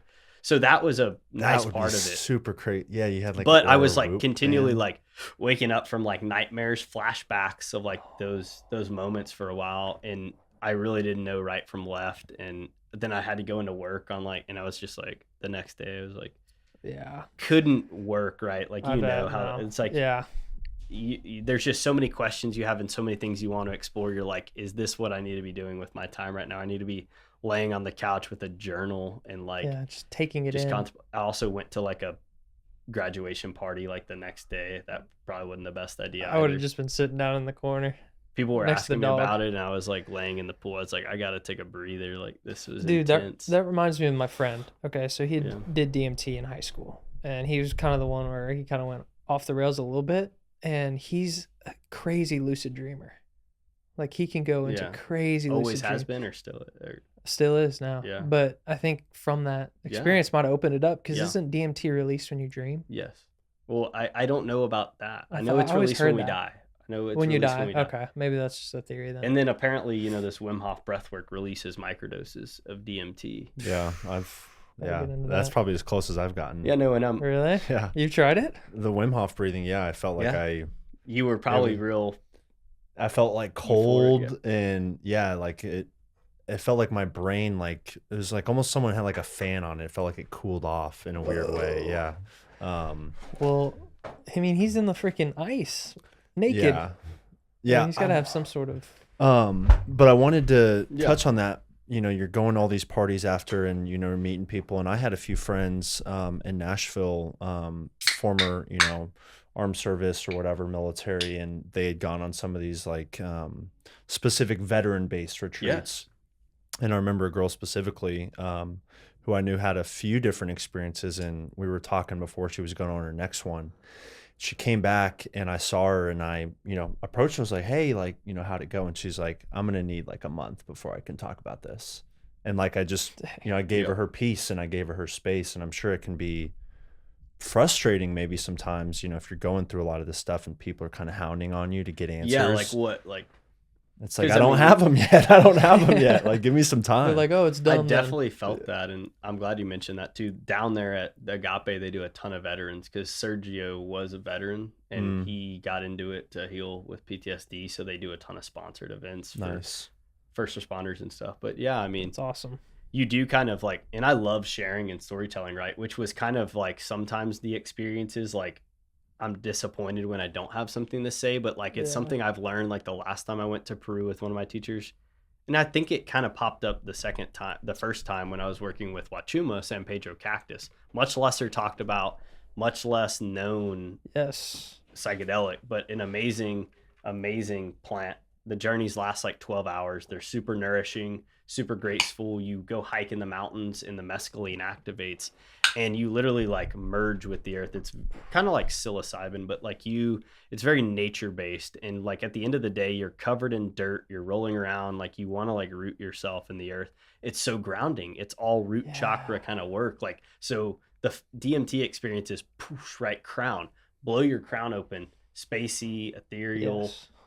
And then the Wachuma experience is like draw you down deep, deep into the earth like this. And it's a masculine medicine too. So it's a soft masculine, they call it grandfather medicine. So a lot of men, you know, and women too have that, have a masculine wound or haven't had a good mentor or a good masculine figure in their life. Sure. I'm trying to say. And that medicine is a real teacher of what that energy feels like for men and women both. And for men, how we emulate that and how we also allow ourselves. One of the biggest things to come out of this work is like, how can we be strong yet soft? You know, how can we still be soft but still be men in this modern world, and to show up for our family and our partner and those type of things without being soft, but being able to be intimate and empathetic. It's like that yin and the yang. It is. And real quick, but like I think of it kind of in the relationship sense sometimes. They say like the best woman brings out the feminine in the man. And it's like you kind of have to have some of that. And I feel like a bunch of different areas of your life Absolutely. too. Yes, but you got both in you. You got the masculine, the feminine. Merging those is crucial. All right, fall 2022, Costa Rica. Yoga teacher training. Yes. What? 200 hours of yoga. That's insane. What was your kind of initiation to yoga training? You know, that was a super cool experience. I saw it, and that was kind of my idea of like, I do the DMT right. And one of the biggest things, I think I say it in the book, is like, okay, so I just did this right. And the one clear message I got from this toad medicine is like, no one is going to live your life for you. Like we can either stay in fear or victimhood, or like stay connected and never leave, or you can step out on a limb and go do something, you know, cool and, you know, new. And so I was like, fuck it, book a, you know, 200-hour yoga teacher training. I was like, I don't even know if I want to become a teacher, but I wanted to see what that many days away in basically a container of 21 days for self-reflection, and how would I grow and learn to like get to know myself through that many days that is made for that, right? Because most of us have probably never had more than maybe 3 or 4 days, like a long weekend or something, where you're just with yourself, and probably far many not even that, right? Yeah, and it's like definitely not. And you're with a group, obviously it's different than a solitude experience, which I kind of talk about in Rewilding. But yeah, it was incredible. It was me and one other guy, and then it was like 28 females, and all became great sisters of mine, and like friends and mentors. And it was obviously like a time in my life. I went on a lot of retreats. There was a lot of women, and there was always less guys. Still kind of is, but more guys are getting into this work. But it was like I needed to heal the feminine. I also needed to feel safe like in that. And I feel like I needed the feminine energy to kind of help me recover from this experience. And like the first thing I told one of my great teachers, Sam Bianchini, she's a great friend, great mentor, great teacher. I still talk to her all the time and go work with her in LA. And she was like, oh my gosh, like you did 5-MeO. She was like, because she has worked with ayahuasca for years, and she's done a lot of different things. She's done Camino de Rojo, like Red Road, 4-day vision quest, no food, no water, like on a mountaintop. Like she's done some things. The darkness retreats. She hadn't done those, but she was just like, oh, you did this, like you need this kind of thing. And the yoga experience is, how do you reach these same states like you did in that yoga class, right? Without having to take a substance, basically like through movement of your body and moving energies and alignment of chakras. And every pose like stimulates different chakras. Every pose has medicinal benefits. And really learning that, studying the history of it, where it came from, but then also being kind of invited at the end of it through my teacher, Sam, like your practice is ultimately the evolution of yoga, right? And we can merge it with so many more things now, right? We could sip cacao and do yoga. We could drink one of these and do yoga. And you can eventually, like I talk about in one of my chapters, like walking your yoga, right? So it became less about the performative aspects of yoga for me. And it was always about, how can I do this experience to ground me, right? I was struggling with depersonalization when I got into yoga. And then I was struggling after the DMT experience with this, right? I was integrating from that. So this was a way for me to show up every day, 5 a.m. We'd practice yoga, and then we'd be teaching it to each other and learning poses all day. And then we'd have breakfast, lunch, dinner. Whoa. Every 5th day you'd have off to do like a fun activity. We went like ATVing around like the west coast awesome. of Costa Rica. We went surfing one day. But I mean, some days like some people are just like crying the whole day, or like, I mean, the amount of emotional processing that happens because we don't really get time, especially in this day and age where you almost feel not allowed. Like we're guilty. Why do I get this amount of time to sit here and really take inquiry, right? And that's where we are at. A lot of us in this time is like more like we're not in that survival state of Maslow's hierarchy of needs, so we can ask deeper, more spiritually faced questions of ourselves and kind of dive into that individual aspect of that more. Man, I mean, reading your book definitely inspired me. I need to do something. I need to go travel. I need to tap back Highly in. recommend. And it's like welling up. I need it Yeah. bad. So this summer I'm gonna do something. Maybe Grand Canyon. Just get out there, do some shrooms. Find what calls you. You know, that's something Yeah. I would say. And like, I still feel like, and I'm better at it now. I have a lot more peace. But a lot of the time, I felt like, wow, there's so many people traveling the world and doing all this stuff. I want to do this all the time, right? Yeah. Which like hasn't fully transpired for me yet. But I'm so blessed to have done what I've done, and I'm very appreciative and grateful for that.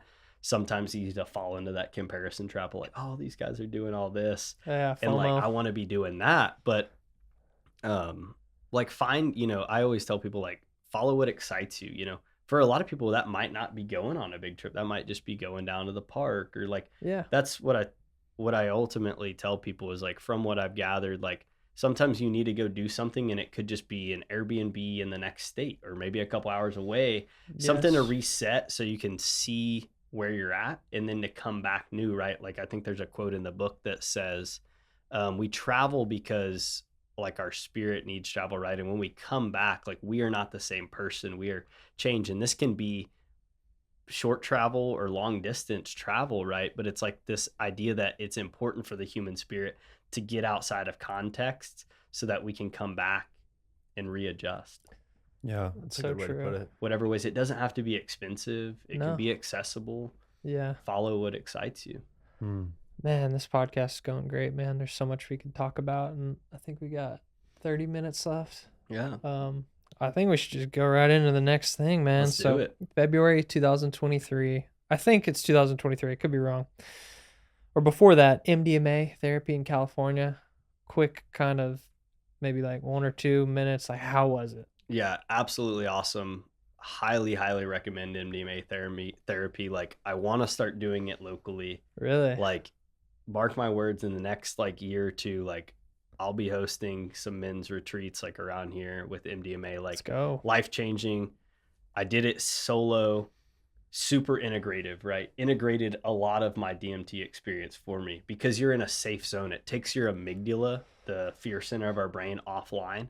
You're able to drop into what it feels like to be in a homeostatic nervous system for like 7 hours. And my teacher says like a lot of times I feel like when we do these things recreationally in different contexts, it's like, this is a fleeting thing, right? I need to take that MDMA pill again or drink that drink or take that drug again to feel that. And less aspect of integrative of like, what if I can learn to access that after this experience? So she's always reminding us, and me, and I do group ceremonies for men specific. She does women's ceremonies and men's ceremonies. I've been a part of like 4 or 5 like groups of men now, up to 10 that do these ceremonies. Incredibly healing for the masculine and for the women that were involved. The 2 guides, Sam and Kayla, 2 great friends of mine. Like we have been witnessing profound things. Like there should be, I almost want to make a documentary on it because it's so inspiring what I've seen, how it's changed me, how optimistic it's made me for the fact that we can heal the masculine wound as men and women, and the potential that MDMA has, because we're in a time, like she's like, the whole world's in a dark night of the soul right now. We don't need more people going into dark nights of the soul. We need grace.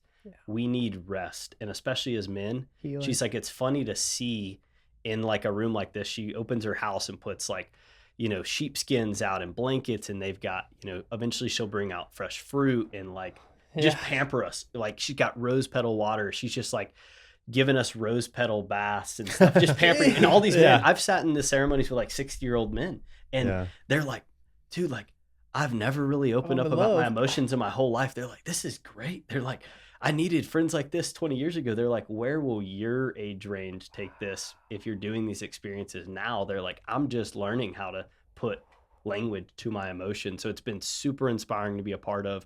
Definitely a lot more to share about this work and to be looked into. I think my teacher says it's the medicine we need in this time. And I think the last thing I was going to say to that is just, shoot, I lost my train of thought, but just a super beautiful experience. It's awesome. And it makes me think, like, you hear about veterans and they're getting a lot of help with MDMA and Ibogaine. Yep. We might be able to talk about that in a little bit, but it just makes me go back to kind of my red pill moment in a way where it's like, so this thing called alcohol is legal for everyone. And it's literally a toxin. Cigarettes, all this stuff. Why are these medicines scheduled illegal? Schedule 1, Schedule 2. They don't want us to heal and to transcend, to get to new levels of. But we're gonna heal. It's happening. It's happening. It's already happening, and that's the thing. Is like, again, get back to the thing like of not being understood, right? It's like, just we don't have to outwardly face about like, why is this, like, we don't have to focus on that, right, and argue anymore. It's just like, become the change you wish to see in the world, Mahatma Gandhi. And like, I've seen that true, and I've seen the people around me that have reacted to the changes I've made. Because when we change, especially like when we do these ceremonies or we do these practices, like, people will be like, you seem lighter, you seem more energetic, you see your colors better. Like, people start to recognize the changes, like, what's he doing? And then have them ask you, what are you doing? Instead of you just saying, oh, you got to do this, you got to do this, you got to do this. Like, go and become that change and then pass that energy, right? And what MDMA has done, and also Wachuma, San Pedro Cactus for me, is I feel like allow me to carry a much more calm center. And we're in a storm in the world right now, right? Spiritual storm. Chaos. And yeah, so it's like, how can you be calm in the storm, right? The greatest leader is calm in the storm, you know? So all these things that I do, all these different practices about how can I be more calm in the storm so that I can influence that calm on another. And we do co-regulate as a species. So like, I teach yin yoga, and when we regulate nervous systems in a room, each nervous system will uniquely impact each other. So if we all regulate together, we can all get to that calm state. And some people have never felt what it feels like, or maybe haven't felt in 5, 10, 20 years, what it feels like to be in regulation. Because we live in a fight or flight influence society. Yeah, that parasympathetic, sympathetic, and the fight or flight and rest and digest is what they call it. And I mean, the sample size of the people that I work with, are typically broken in a lot of different ways, and whether they're sympathetic overdrive, where they've just been dumping caffeine on an empty stomach in the gut, the second brain in the body. I think. All these things that, the esoteric knowledge maybe from 5 years ago that we felt like we were the only people talking, it's like, it's starting to expand, it's starting to grow. And yes, I agree with you in the sense that I think curiosity leads change. I think when you're curious about something, you're typically more engaged or more willing to implement and create action. Because it's like, if you're speaking and preaching to people, no one wants to hear that. No one wants to be told what to do. No. Walk alongside, right? Yeah, and lead by example. Let people just follow you naturally. And I wrote down when you said, about the challenge and stuff, calm seas never made a skilled captain. And like, you think about that, and it's like, fuck, man. Like, it's just so true. And you're gonna have to go through like the shit to get out on the other side and to have that sunrise. That's.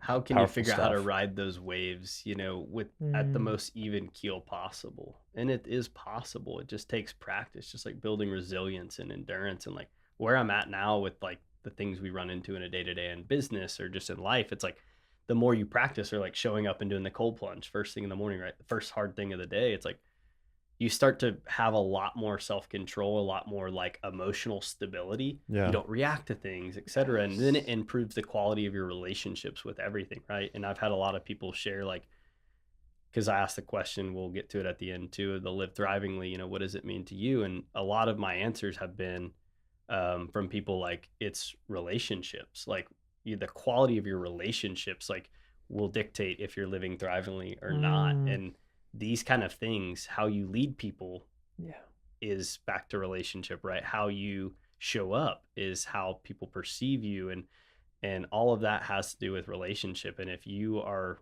in a much more like synergistic state and like even keeled, like the relationships with everything out is going to be a lot more symbiotic. Yeah. As far as like, And it's kind of funny because I'm thinking about this now. It's like, my whole motto is like the pursuit of an elevated lifestyle. Yes. And it's like almost like that happens and then it's the live thrivingly. Yeah. It's like you have to do these things to better yourself and get yourself out of this ditch. And then you're able to blossom in these relationships. And it's, I'm sure some people have success maybe solving the relationship first and then trying to do those things. Yeah. But you're still not focusing on yourself first. And, if you can't heal what's inside of you. And I think I learned that from one of the Marcus Aurelius books. Is like philia is like another term for love, and it's like if you can't have philia for yourself, then you can't have philia for another. So if you don't love yourself truly, then like how can I be in a relationship and marry someone or, heal familial problems or familial relationships? So yeah, it's some good stuff. Your recalibration techniques are in the book, actually. Yeah. I was surprised. I was reading it and I was like, oh, Ben. Yeah, I thought Ben dropped some wisdom on the podcast and shared some. Ben, obviously very articulate guy. I gotta love him, and he was just sharing some, and also very like good at delivering.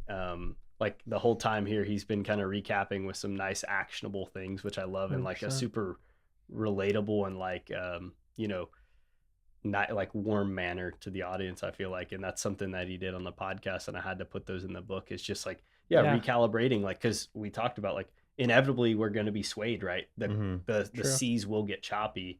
How do we get back to our baseline, whether in those scenarios or after they pass? We're going to have the cake at the wedding, we're going to have a couple beers, we're going to have this or that. It's like, how do we get back to our baseline to where we feel good? We've cut out inflammation. We've gotten hydrated again. We've gotten good sleep. And generally, it doesn't take much, right? And it's quite simple. It does not take much. What happens is when we're in those states, right? That's when we get the marketing ad. Oh, I need that $65 supplement. Oh, I need to sign up for 5 yoga classes this week. Like when you're in that mindset, marketing psychology does take us victim at times. And that's a huge thing in the health and wellness industry. And the holistic world is like, not everything, like really at the end of the day, you could heal yourself very accessibly for very little money, but there's so many things out there like, oh, buy this, do this, that it's like, well, do I do that or do I not? And it's back to choosing, to chop wood, carry water, choose one thing, do it for some time, build that momentum. Yeah. It's like the basics. Yeah. And there is, there's bad actors in every industry, and there's kind of the health and fitness world has like transformed, I feel like, over the last like 10 years of just like aesthetic and physique and all these just like things that seem relatively like surface and materialistic. And you can train your body and feel good in your body and look different ways than other people. And I feel like we all try to eventually go back to this like carbon copy of like looking like a bodybuilder or looking like this person who we think has it all, and like, okay, once I achieve that, I'll be good. And even for myself, doing a bodybuilding show, being fat my, younger years, and thinking, okay, once I get there, I'm good. And it's like, I wasn't prepared for the other side of it, and it fucked me up. I struggled for months, and I was in the best shape of my life. Yeah. And like, I was like, man, I've never looked like this. My confidence was so good, but it was a short state, and you can't eat 1,500 calories forever. Yeah. And so it's like, if you're not prepared for the after, then like you're going to struggle. And I struggled. And so that was kind of a dark side of like achieving this great success. And then just like, you have to move on eventually. And sometimes we try to live. And I feel like Nick Saban or Bill Belichick is always something I think of. They win a championship, they're doing their broadcast, and like, yeah, I'm going to go watch film tomorrow, and I'm preparing for the next one. We're going to celebrate for 24 hours, and then I'm moving to the next one. And I kind of like stuck on that win for like 2 months, and was riding that high for like 2 months, and it faded, and you're like, I got to start over again. Right. And it's hard if you don't have that skill set and you don't have that foundation of discipline and habit. Like, it's going to be tough. Yeah, it's definitely tough. And I feel like you don't want to get too high. You don't want to get too low. I feel like it's the chop wood, carry water. Just stay right in the middle path. Because I know in my life, when I've like gone through the things where I'm like, all right, I have so much energy. Let me sign up for all this stuff. Let me involve myself with so many things. And then I spread myself too thin. Mhm. And then I end up getting way too tired. I get depressed or whatever it is. Get sick sometimes, Yeah. and that's Oh my like your God, body's yeah. It's a way of sickness response. yeah, your right? body's saying, Your "Hey body's man, we don't gonna have let you this." know. I will honestly try that. What's it called? Huachmu? Wachuma. Yeah. Yeah. Wachuma. I I want to can try get that you one. some. I feel like that would be a good experience, being like in the mountains. Would you ever do that? I'm open-minded. Yeah. Listen, I'm curious. We do a men's Wachuma Yeah. up in the mountains. Walk up the mountain. Do something. Don't I'm fall definitely over. like don't fall in. Would've I jumped in that already lake. have it. I already have it. I've been talking with my one of my teachers down there, Gaia, his husband or her husband, my bad, James. Yeah. Also, both of them part of the Thrive Collective. New initiative I'm doing on livethrivingly.com is putting together all of these amazing individuals in their in their practices and their offerings that I'm meeting, so that people can find Live Thrivingly, Thrive Collective as a nice resource to know that like these people identify with my values as at Live Thrivingly. And so, you know, It's if you helpful. trust me, if you like me, if you understand like the people, there's just a lot of bad actors out there, and it's hard to find. Some people are always asking me like, how do you find these things? And it's like, they definitely some way find you, but if I could help anyone else find someone that they might align with this therapist or this person for this Peru retreat or for a cacao retreat, Yes. etc. It's I all want to about help do that. it's all about information. That's a really cool thing, honestly. But it's all about information. There's so much information out there, but if you can get like, if someone knows your podcast and they go through you and they find all these other things, they read your book, there's so many resources in there to help people. And it ends up what it's all about at the end of the Absolutely. day. So it's great, man.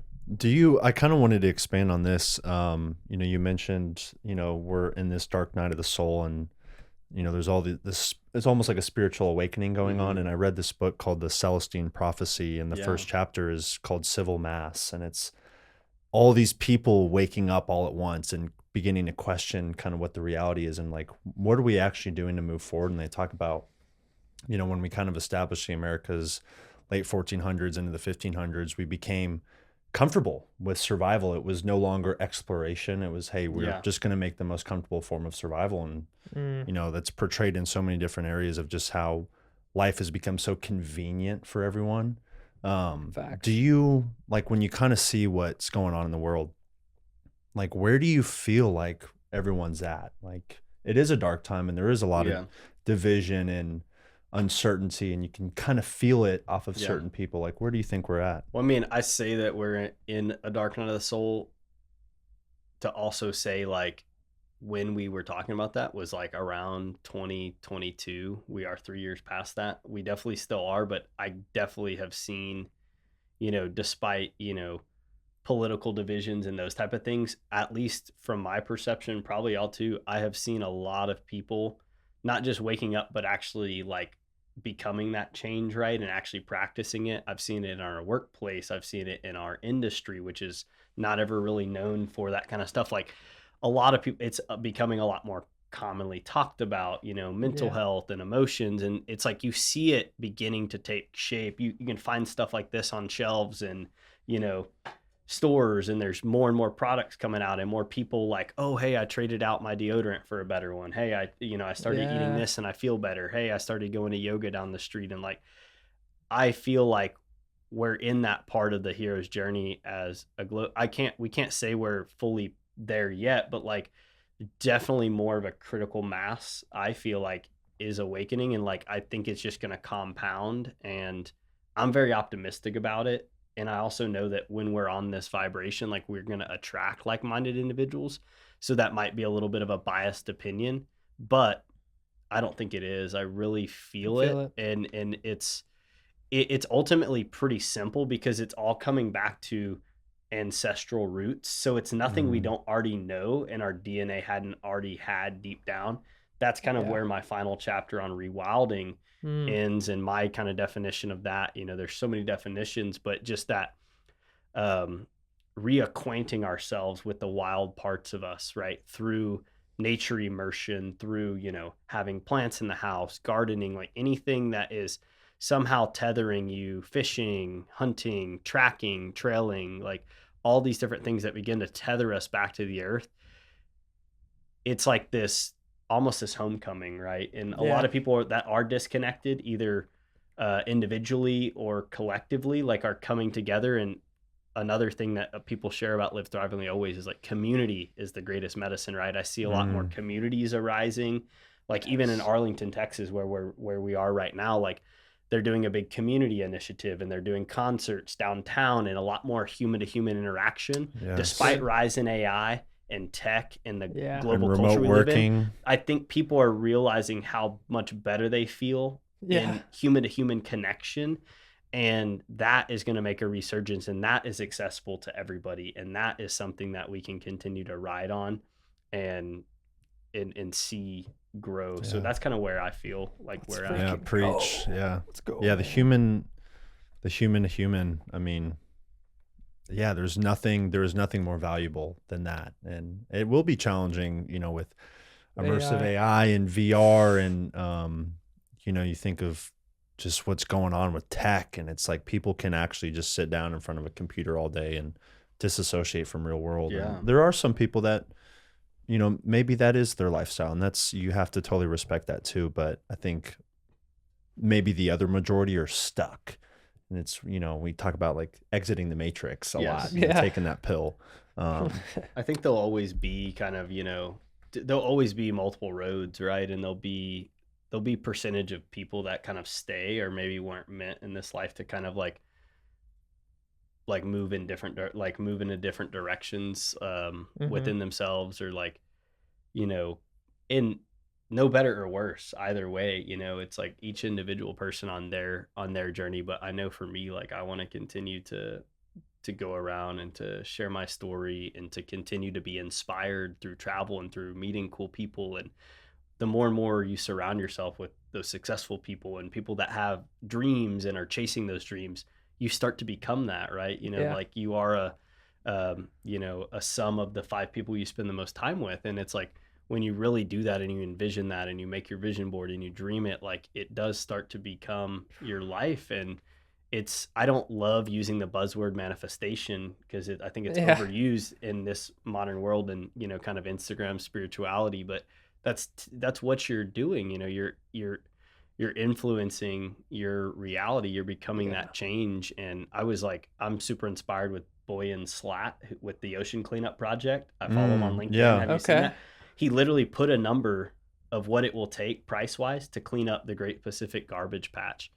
And it's literally, I think the same, it's in the billions, but it's like the same amount like we spend in America on Halloween each year is what it would take an investment of that to clean up all the trash in the ocean. And that's it's like a 3 mile long or like a few mile long, like garbage thing. It's like huge. Floating through the ocean. And it's like, and now they've got all the microplastics, but like they're studying them. And I just saw, this was super inspiring, and I like inspiring news. We know it's not out there, right? But like find those inspiring news channels, wake up, watch those, start your day on that positive note, and you'll realize all the other positive things that happen. And the band I'm drawing a blank on, but they made a record out of recycled plastic from plastic bottles coming out of Guatemala, because he has inceptors. So his solution is one part, pick up the trash out there, right, in these boats and recycle it and process it and divvy it out, process, recycle, and then like catch the trash coming in from the rivers. So they've like identified the big faucets of trash into the oceans, and they've put these inceptors, and they've got like 10 or 15 of them now, and they're incepting trash before it gets to the ocean. And they identified that like this PPE or this like PP something plastic, like a plastic bottle, you can recycle that and you can make a record out of it. So Coldplay did their latest record. You can go on YouTube and see the video. Coldplay made a record out of recycled plastic bottles, and they're all celebrating this because this is the first time something really tangible and valuable has been made by recycled goods. And it starts the progression, and it at least plants the seed in our mind that we can make more of a circular economy and make quality goods out of recycled stuff. I like that a lot, man. Yeah, it's planting the seed. People are like, oh, wow, that's from recycled plastic. We can do that. It's like, yeah, this stuff is, I mean, plastic's everywhere. We've talked about, you know, the phytochemicals or whatever Yeah. from it. It's Microplastics. It's in our The DNA leaching. now, and it's like all that. It's like the first thing they do when a baby's born is they attach it to a plastic tube to feed it nutrients. And it just seems so backwards. And I think that, you know, that honestly, I feel like is a reflection of kind of where we're at as a Exactly. culture of, you know, global culture. I really like that Mhm. term you used. But for treating Mother Nature like shit, then we are shit. Yeah. And it's like we have to clean up the ground that we walk on and the oceans Yes. that we swim in and Yes. the animals that feed us and Move all these back. complex systems. And it is so complex, but then if you break it all back down, it's Very it's simple. relatively simple. It's The pretty simple. laws of nature, and Yeah. like that's a lot of these indigenous peoples that I've got to work with and stuff. And I haven't got to work with a ton, but I've talked with quite a few and sat for long hours with people that have really spent a lot of time. It's like their whole lifestyle is around reciprocity, right? With the earth. Like these people in Peru that live in the mountains, all they know in their lifeline is Mother Earth, right? They celebrate her, they worship her, they pray to her, like, and that is like their cycle is just life and death within that, and their animals and their land is so plowed and so nutrient rich, and they've got pigs and their regenerative farming and all of this stuff, and they're so happy, but you're like they don't have much, but they're like They don't have an iPhone 16, bro. They must be sad. their in their world is small, right? They're Yeah. limited stimuli, so everything that they can react to is like within their control in a day, right? So they don't get hit with all this external input that they can't create solutions to, that ends up doom spiraling a lot of like dooms thinking a lot of people of like, Yeah. oh, I can't solve problems happening in Africa and China every day. Like their day to day is literally right in front of them. And to personally put your phone away and go do a quest out in nature and rewild a little bit, or even if you're just at the house and just put the phone away for the weekend and the TV and go with like candlelight or something, just anything you can do to kind of limit that stimuli, and then things really open up for us, and it's like so much simpler, so Yeah. much more peace. Yeah, we got to turn it back to the old school. Get back to the ancestral tenets. Ancient future is what I've heard the term. Ancient Yeah. future. Really? Can't take credit for that one. Four Visions Marketplace online, they sell a lot of cool like ceremonial stuff, and like rape, which is like this tobacco snuff from the Yeah. Amazon. They sell a lot of rape, which is super cool. And Have you done that? What's that? yes, like? I have that. I do have it, or I don't have it on me right now. But I'm saying, if y'all want to try it sometime, I'll definitely serve Okay. y'all. I Is think it you dip? enjoy Kind of that. like dip. It's Tobacco dip. snuff. You blow it up the nose of the other person or Oh. yourself, and it's like a very Whoa. grounding. So tobacco around the world for indigenous people is very revered. We've kind of bastardized it. Sure. Like they celebrate tobacco. Even my teacher Sam Bianchini, who I was telling y'all about, like she's asked people like, if you could work with one medicine for the rest of time, what would you choose? They all have said tobacco. These indigenous leaders, right? Not Really? ayahuasca, not 5-MeO-DMT, not ibogaine, they all said tobacco, because that's Whoa. how powerful and potent, and like it's a very subtle medicine, right? Like you don't, Yeah. that's not being talked about on these platforms like a lot, right? But when it was very grounding, depersonalization, like I was talking about, if Mhm. I would have had tobacco in my life earlier, would have helped me significantly. Integration from my DMT experience, integration from other psychedelic experiences. Really? Tobacco is a grounding substance. Why do Interesting. people get addicted? Because we live in an ungrounded world, and tobacco does ground them. So there's a reason people smoke cigarettes and dip, because it does ground us. Obviously there's a bunch of bad stuff in there, Yeah. Yeah. but they're like The chemical. in small doses, like just Nicotine. like kind of nicotine. It's like in small doses and used right. Like I smoke tobacco ceremonially, but it's not like just puffing, right? Like Yeah. you're not inhaling it, but just that grounds you. And I do lot like a of good them, cigar. there's something there for sure. But yeah, Four Visions says ancient future Ancient is the future. phrase. Our future is going to be by going back in time and Yeah. relearning, rediscovering, rewilding, like getting back into the things that we did for so long, right? We lived for far more time. I think it's Gabor Mate says like humanity on a scale of 1 hour, modern man is 1 minute, yet he thinks he has it all figured out. There's Damn. 59 other minutes that we can go back into and understand how we lived and how we survived sustainably on this planet, and integrate those same principles and behaviors into our modern lives to live long, healthy, happy, thriving lives. Fuck yeah. It might be where we end. Time to up. go There's- work out. There's so much stuff we should talk about. I mean, like you were in Guatemala, the Mayan ruins are out there near Yeah. Belize and everything. And I visited those, and it just makes you question like what was happening during their civilization. And did you get any insights about that? Like of like what kind of ended their civilization, the pyramids, all this stuff's so interesting. I didn't really. It's a fascinating subject, right? There's so much to Mhm. dive into on that. And like in Peru too, some of the ruins we hiked around on our Huachuma hikes, like they don't even know like what date they were created. Like I have a picture. I think it's on page. It's like I'm in like a teleportation like portal thing. They Oh. said like it's on page.